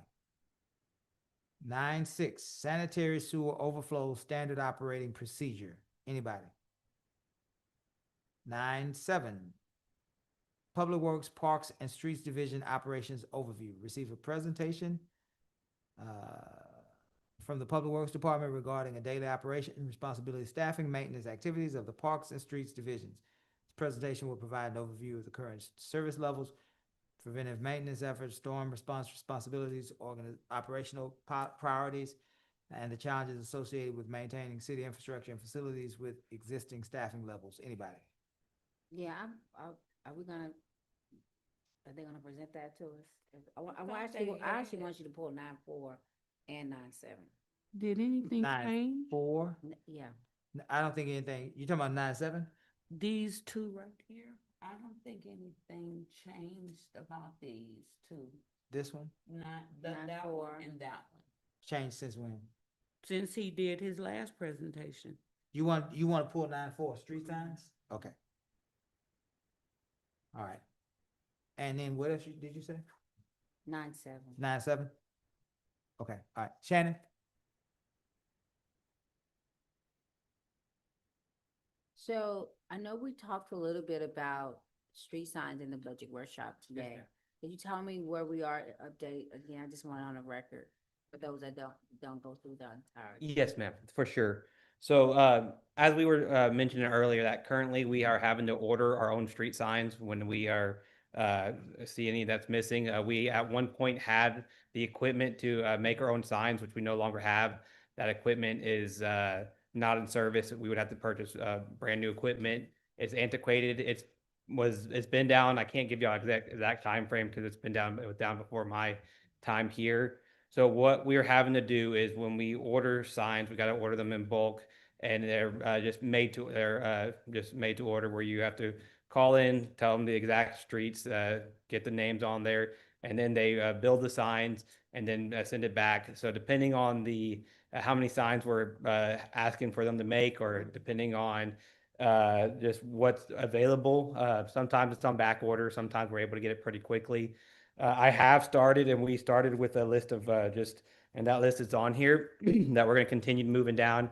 I know earlier you mentioned that there's over 200 street signs, and I have that list. I have built it out, and we are kind of, after these are installed, and we've been ordering the EDC signs as well as these signs are coming out of our budget, and we're going to continue to do that. So next month, I'll probably actually have an updated list of more signs. We're moving forward on that. So a lot of these signs we've already started to replace. We're looking at Lamar Drive, West Crockett Street, Scott Street, and Lake Road, West Houston Drive and Fannin Street, Albert Street and Brookshire Street, Avenue A, First Street, North Houston Drive and Lamar Drive, Shoshane Ridge Drive and Sacagawea Drive, Splintered Arrow Drive and Tonkawa Canyon Drive, Meadow Lake and Lake Road, Beatrice and Third Street, Holly Street and Azalea Courts. Those are the intersections that we've got in this first round, but y'all probably see an updated list coming up, and we're going to continue moving forward with that. Yeah, if we can communicate that, maybe with communications, maybe do a short video, they can show, hey, these are the new signs that are gonna be placed. People wanna see what the city is doing. Maybe in a short 30-second video, or even in the buttermilk bulletin. And also with the street signs, since we're talking about the update, I just want to clarify, that's also in the parks and streets overview, that we only have one traffic technician. So there's one guy his only job is signs in Lamarck, whether it's stop signs, speed limit signs, street signs. He's by himself, and he's pretty. I mean, I say he's new. He's not new anymore. We've had him for a few months, but so we've been able to make some changes, kind of with the new posts. One thing we're looking at is now when a sign goes down, it's not just a replacement of the sign; it's a replacement as the post as well, because we changed the post we're using because the original posts were not the correct post that we were supposed to be using. So that's gonna be, I'm sorry, that's gonna be like an ongoing thing? Yes, ma'am. Okay, good. Yes, ma'am. Anytime we see a post that's not supposed to be there, they all have directive that needs to be changed as well. Is it too late to add a street sign? You can put a request. I mean, you can also name it here, but you can also put a request tracker, and we'll add it to the list. It's never too late. I mean, we have this list that we're building up, and Do you know what so, street it needs to stop? Volney Street. okay. And we're probably already aware of it. I mean, it's on the list, and you'll probably start seeing it soon. I mean, It's not on this list. well, not on this one right here. This was just the first initial signs that we ordered for this first round, and then we're going to be ordering another round soon. When you say soon. It will probably be here in the next couple of weeks. Once they finish these, we have some that we're putting in order, and that way when they're done with the EDC signs and these signs, those will be coming in, and then we can start replacing them. I could probably have an update. I can't promise, but I can say I can more than likely have an update for you at the next council meeting on the next list that we're going to be working off of. Or we need our own sign equipment. As is the case with everything, we got lots of needs. Pull that out your front pocket, Ms. Hanson. Right now, put your money on the dice. Let's go. You Because got it right there. That we have noticed that lag when it comes to, I guess, because I'm so used to, you make a call, they were on it. You got that sign there within a week sometimes, so I don't know. But anyway, I just wanted on the record. What city were you living in? What, anyway? That was back in 2020. I'm teasing. I'm having fun. Mr. Worth, I have to say something out loud. This structure that we go in when we do things, District D is last. Because it's like we get caught off at the Renaissance district line, and everything this side gets started first, then everything on that side gets started last. That's been true for streets. That's been true for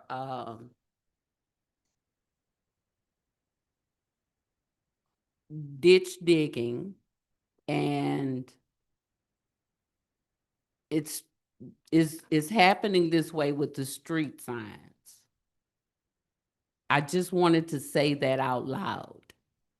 Well, when I can say I don't know previously, but I have spread it out pretty evenly when it comes to ditch digging, when going to 3 months in each district, also with street signs. And when you look at the list I provided, it's been evenly split up between the districts. So I have not purposely put any avoided any districts and actually with the water line project we're doing right now over in District D, we've been doing a lot of work over there. Well, And that project was primarily for District D. yes, ma'am. And it was set up for that. That's the reason, because those lines desperate and they're not done. We got to replace more lines over there. And but the street repair, whatever, we haven't done street repair and all we're doing is cold patch. So there hasn't been there was ARPA and grant funding, I guess, before my time, and I don't know how that was I'm making allocated. an Yes, ma'am. observation, and I am just saying it out loud. Yes, ma'am. Because I need and I'm to. not arguing. I'm not. I understand. I just know that I hear the same thing from but yes, ma'am. Okay. I just wanted to say Yes, that ma'am. out I loud. don't, I didn't mean it that way either. No, I know you didn't, but I've been holding that thought in for a while, but everything that I have seen is that's an indicator for me, and Yes, ma'am. I'm saying it out loud. And Yes, ma'am. so I appreciate it. I think I'm gonna start having a lot more pushback. I think that's what I'm saying. Yes, ma'am. Okay. All right. 9-7, you wanted me to? Mhm. Okay, 9-7. That was about the Park Streets overview, as I'm looking at. Operational storm response. I think you kind of touched a little bit on that. But just for our viewers who maybe were at work and couldn't hear some of that. About the Parks and Streets Division. And there was a question I had. I'm sorry. I saw it earlier. Tell me a little bit about your streets division. How does that work? So we currently only have 9 people in our street department, our street maintenance foreman, our equipment operator, and then we have a traffic technician, and then the other 6 are made up of just maintenance technicians that split in between heavy duty mowing, our regular mowing. Then we have our actual street pothole patching, and they're also utilized when we need them for debris pickup. Also during helping clean out storm drains when we know a storm's coming, to try to do the best we can to prevent flooding. So they're spread pretty thin, but that's where we are at with our street department. It's just a crew of 9 guys. So when you have a person like Ms. Lansley that came up off Ball Street, and she's saying something's going on with her drainage, that's with you, right? Yes, ma'am, but that's a different department. That's our stormwater department.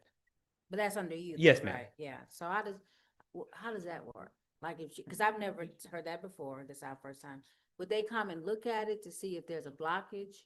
Yes, and I can look more into it when I get back into my office tomorrow, figure out who was out there, what was said, and I can go set eyes on it myself and we can figure out that issue. If she's saying it's only her ditch, then there may be, grass I haven't looked at it myself. It is a potential. I'm not saying that that she's wrong. I just know we've seen that a lot where if it's now I don't know if 4 inches. We'll go take a look at it to actually get a for sure answer on that. But It's the same thing that's kind of going on at like Catherine Street in Moorhan. What is it? What's that street? Because we just had some streets redone and they're a little bit Moorhan. yes, Right. we know the problem and we've already. It's going to cost money to fix. There's nothing that drainage is at the end of that street. There is no stormwater system other than it just draining towards the end. Talking about the streets are uneven after something's going on. They're calling me. Yes, I'm ma'am. just trying to figure out. Yes, we walked out there before. Right.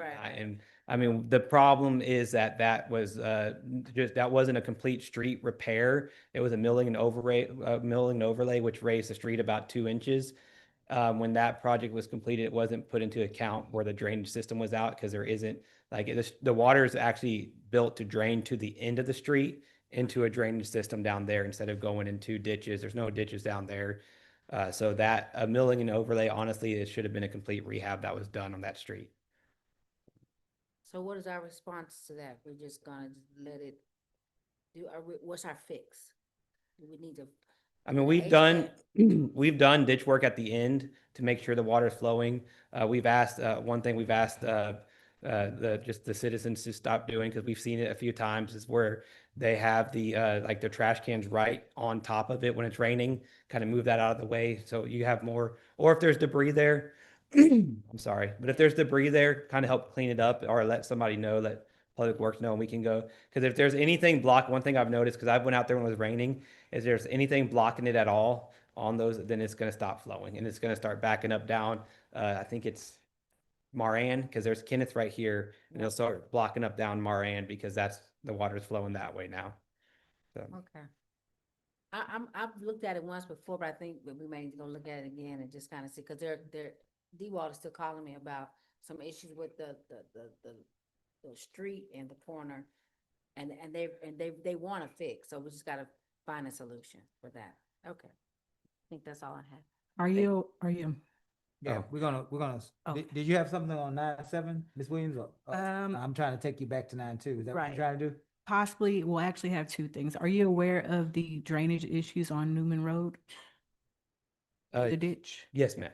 Okay, okay. So, and we're working throughout them. We'll be hitting District B this next quarter. So I know you're new, but something we started this year is we're doing districts in quarters. That way we can do, instead of just trying to hit every random spot, which wasn't working because that's not how stormwater is supposed to flow.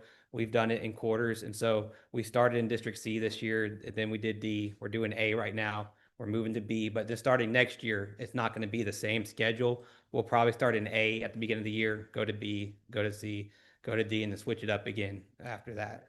Do you know when? I know you just got on to me. It's not confirmed. I haven't confirmed. I'm just saying that we may potentially do that. So I might, I know Sounds we like just, it sounds like you have a really easy win by just starting with D. yeah, I mean, we could do that as well. And so which month would that be for that quarter? Y'all would be October, November, and December. And so the reason why we're not going to keep it the same schedule every year is because we're, like, for instance, right now, y'all are hitting Thanksgiving and Christmas holidays as well. And then like in the summer, if there's storms or hurricanes, we can't be out there digging. So there's always going to be those conflicts that we run into. So we're going to be kind of switching up the schedule yearly, giving that out to everybody to try to be as fair as we possibly can with our ditch digging that we're doing. Okay. But advocate. Yeah, we're gonna circle back on, I think that Miss Williams, that is, what you're looking for is 9-6, sanitary sewer overflow.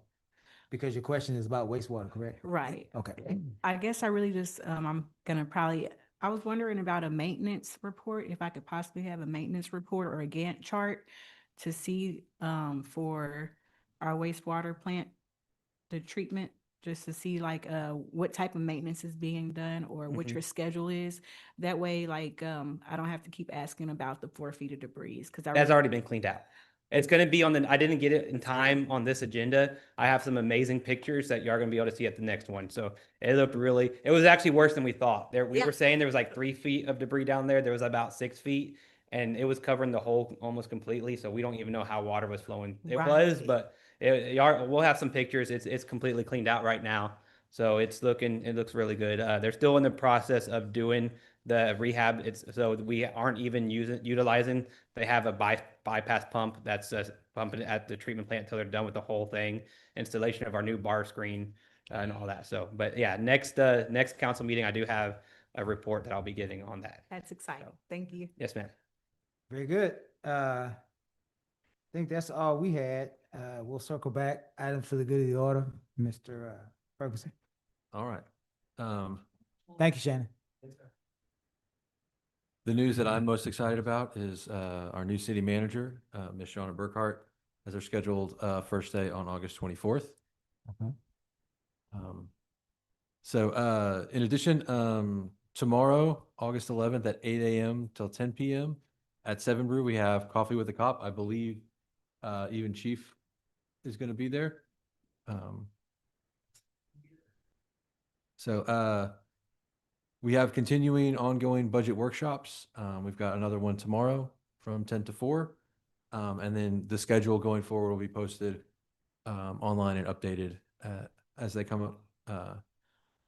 We have been getting a lot of questions about alleyways. So one of the things that we just want to do real quick is say, if you have a alleyway issue, the city's official position is we need to know exactly how that alleyway was made and whether or not there was any movement or passing of that alleyway to the city, because every single alleyway in the city is different. That determines whether or not the city has actual ownership and maintenance responsibilities. With that said, the city does not intend to perform maintenance on alleyways. It is more important for us to perform maintenance on streets, in our parks.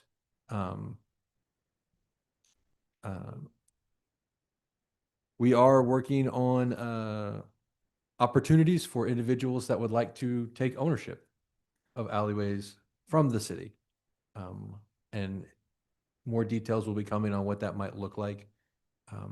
But that's the city's position, is it is not a high enough priority given all the other super important things that we're trying to do.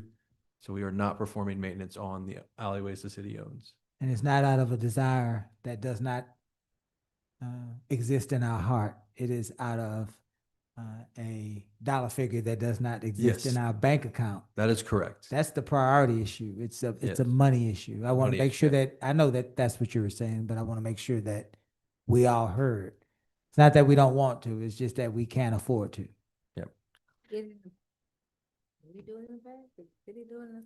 As far as I am aware, looking back, the city has never actually Yeah, done, I don't remember any recollection of anything. doing that on a regular standardized basis. and it's very, the rules on what we own and don't own are very weird and complicated. So you have to evaluate every single alleyway on its own. Yeah. All right. Can I clarify some? Yes, ma'am. Now, you are still maintaining the ones that are, you can see through, and the ones that had already been started? Or you're no longer going to be doing those? Because there's a mixture in my district. If they are part of the regular rotation that Public Works is doing Then right they will now, continue. they will continue. Okay, thank you. We're not going in Okay, beyond I got you. the current rotation. TxDOT is closing more roads, as everybody's favorite thing to hear. So traffic patterns will continue to change and adjust as the 45 expansion project continues. TxDOT has advised that people should download the Houston TransStar app, and that will provide the most up-to-date information on road closures and traffic patterns. The city has started a new digital newsletter that is the Buttermilk Bulletin. It will drop every 2 weeks on Friday before a council meeting, a regularly scheduled council meeting. And we encourage residents to sign up. Lots of information in there that everybody would like to see. Speaking of RFPs, we do have 2 RFPs out right now. Both are out just under 30 days. The first is the forensic audit RFQ. We have received quite a few Just, oh. we don't want to comment on pending ones. And then the tourism event one is also open. Oh, and the third party just launched as well. Yeah. Third party what? For services for developments, like inspections and planning okay. and stuff. Yeah. Our police department is hosting a conference, the Warrior Within Summit. It is a free mental health conference for first responders and their significant others. The event will be held September 23rd and 24th at the Doyle Convention Center in Texas City. Anyone that is interested in serving as a sponsor or a speaker should contact our awesome Lieutenant Gandy. Everybody should have gotten an email last week from Aquatrax saying that their account has been created and they can go start looking at all their wonderful information on water flow and leak detection. The more you use the system, the more the system gives you on Aquatrax. I have a save the date for the groundbreaking ceremony for the shops of Lamarque. That is the 24th at 10 a.m. That's your official notification. 24. It's Monday, yeah. We do have information coming soon about a bunch of our holiday events. Write my speech.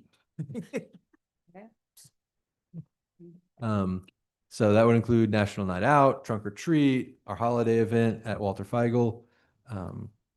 And then we always encourage everybody to visit alerts.cityoflamarque.gov and sign up for those alerts. That allows you to receive all the information that the city puts out at the level you want to receive it. You get to pick and choose what types of alerts you get on that. And that is all I have. Very good. I think that we are almost ready to get out of here. 9:27. There is no executive session, so there are no action items from executive session. So now we're at request and announcements, and we start with Ms. Williams. Well, I have several.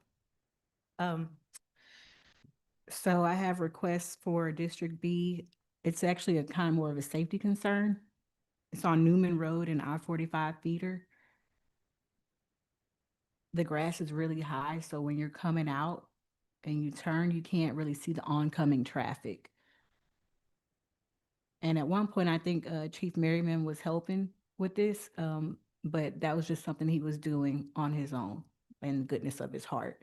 And so I'm requesting that that grass be cut.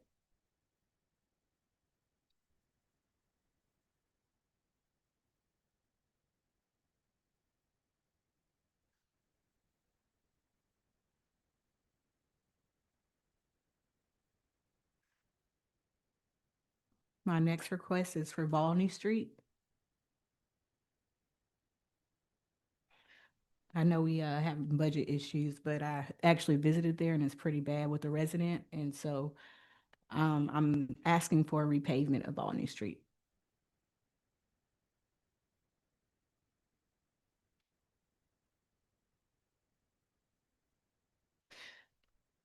And I just discussed this with Shannon, and October, November, and December, I know that's for my district, but after seeing Newman, the ditches, it's pretty bad. And with it being hurricane season, I'm at least asking for Newman grass to be cut for the ditches. And I'm also going to be sending this in email.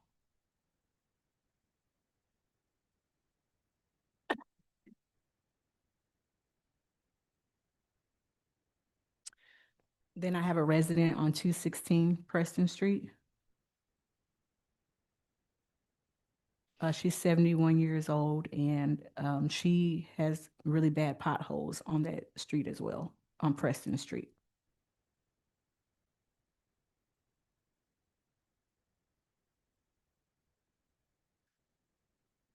One more. No, you're fine. You're fine. Mhm. You're fine. 9 Clover Bend. This was something that has been an issue for a few months, or really over a few months, but something I need to address for him. It's the right of way right now. His grass is like almost 10 feet high in his backyard, and they've come out to cut it before, but it's not his responsibility. And so we need to cut that down, is what I'm requesting.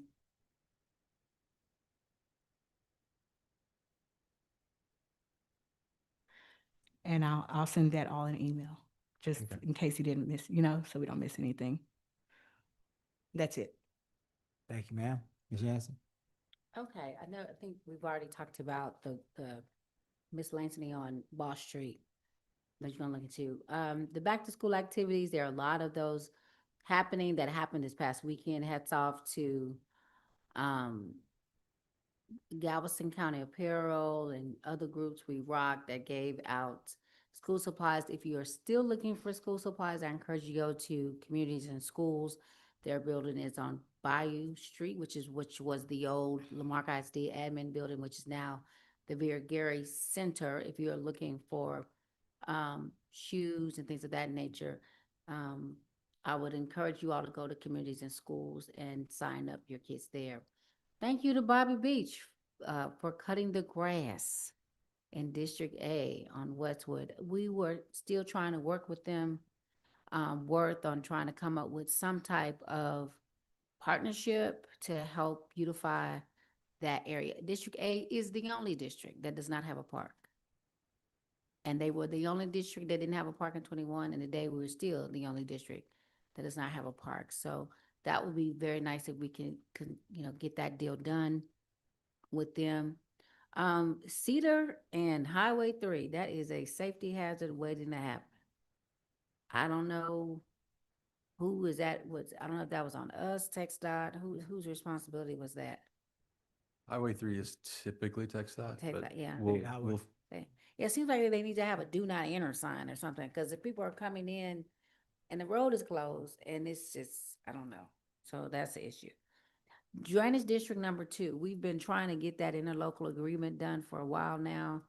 I'm hoping that it will come before the council when the new city manager comes back, so we can see what we can do to partner with them. Since a couple years ago, someone said we did not need the money for drainage to partner with them. That's what I saw, and I'm telling it on the record that we welcome a partnership, Drainage District 2, because that's what they were elected to do. We have pretty much the same constituents, and that is to work together to help us with those issues with drainage. Still having a little problem with some of the ditches getting mowed in District A, particularly along that Lake Road corridor. And other than that, I would encourage those of us who may not have children, may not have grandchildren, to adopt our schools. Our schools and our children I've never seen so many families need so much like they do right now. If you're a member of a church and you want to adopt a school, our schools are really needing that right now. And we talked to the we talked today about having a donation portal, right? Where people can give to our city.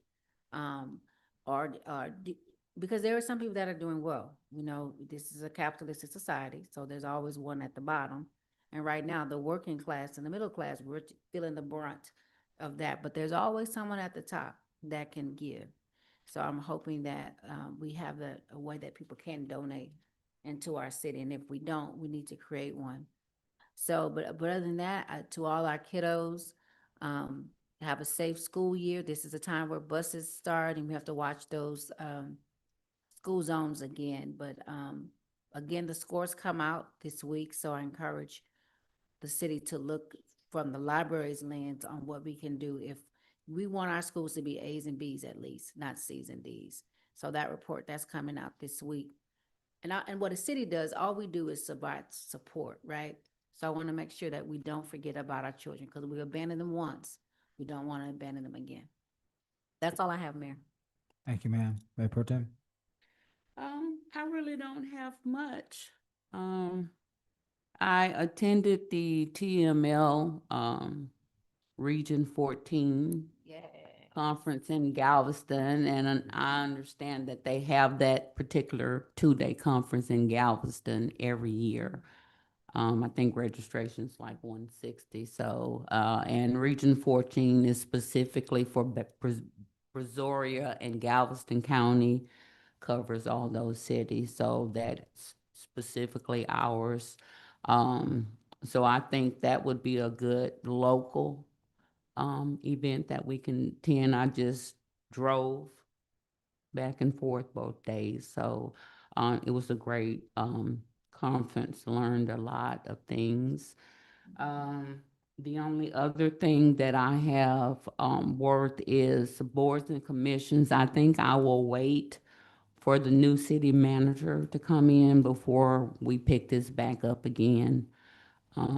So we can bring her into it and she can add whatever her thoughts Yeah. about what we want to do moving forward. Yeah, we are also working on auditing everything around that to make sure we've got, you know, all members correctly identified and Right. placed and, you know, can figure out whose terms are up and, you know, should have been done and all, Right. get all that cleaned up. So that is one of the things we are also working And on. some of the language as well. Yes. Okay. That's all I have. Thank you, ma'am. School is starting soon. That is an opportunity for us to become more aware of our surroundings when we drive through our city, as we move throughout the facilities. The key, the idea is that we are always cognizant that at certain times in our day, the roads will be more congested, and more likely than not, children will be traveling, whether it be via walking or bicycling or carpooling or any sort of large mass transit um, vehicles. And children will be moving throughout our streets. We should be cognizant of that fact and be extra careful to make sure that we are keeping them safe as they attempt to learn for another wonderful school year. Secondly, we are in the midst of budget process, a budget workshop series. We have had two so far. There are at least two more that will happen, if not three. And this is the opportunity for every member of our community to attend those meetings, whether it be electronically through YouTube or Zoom or Channel 16, if you're able to access it. Physically, whether you'll be able to come down to council chambers and sit with us. But more importantly, you have the opportunity now, as weeks are put together, to call, to email, to visit with, to meet with your council member, and let us know what you believe should happen with your tax dollars. It is a less strategic position and a less advantageous position to make these declarations after budgets have been adopted. The most powerful time to make these assertions is now. And so if you believe that we should invest more in one area of service, then you should make your voices heard throughout this process. It will last at least another month or so when you're speaking about public hearings and votes from council. Study up, study up, study up. Remember what you were upset about in December. Bring it to us now, while we have an opportunity to do something about it. Worth. We need a standardized policy for, and this is Gus as well, a standardized policy for alleyways and heavy easements. Because what I've had to share with members of the community that deal with heavy easements, like the gentleman on Clover Bend, and what you were just said about our alleys, while true and has nothing to do with what you want to happen, is not good. It is not good that we pick and choose alleyways. It's not good that we say, if we're maintaining them, we'll keep maintaining them. But if we're not maintaining them, then we're probably not going, because taxpayers pay the same taxes. So we're maintaining one, we're maintaining all of them. And I know that's not what you meant. And I want to put that on the record. You're just communicating what the policy has been.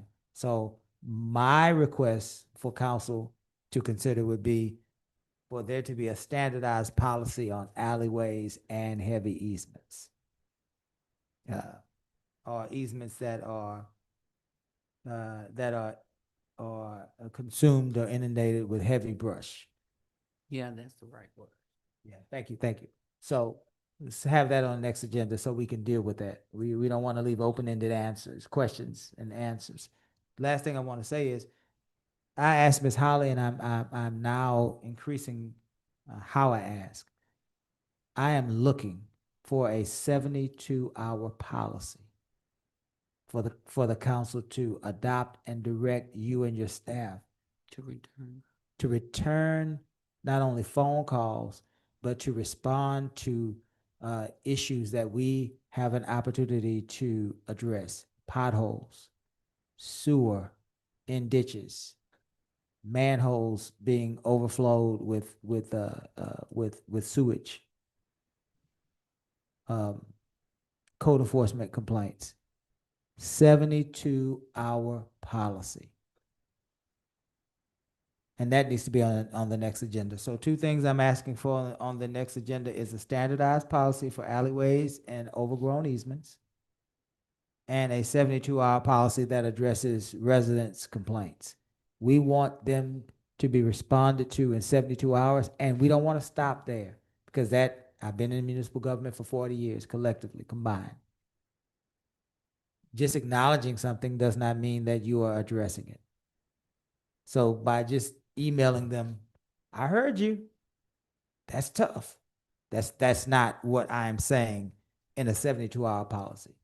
72-hour policy says, we heard you, we went out, we got pictures, and here's what we're planning on doing about it, and this is the estimated time of completion. All right, I think I got that one. All right. Anything else from anybody else?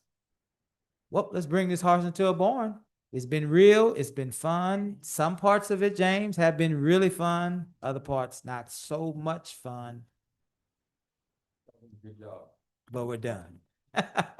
I'll entertain a motion to adjourn. It's been a long day. Second. Second. Second. All in favor, say aye. Aye.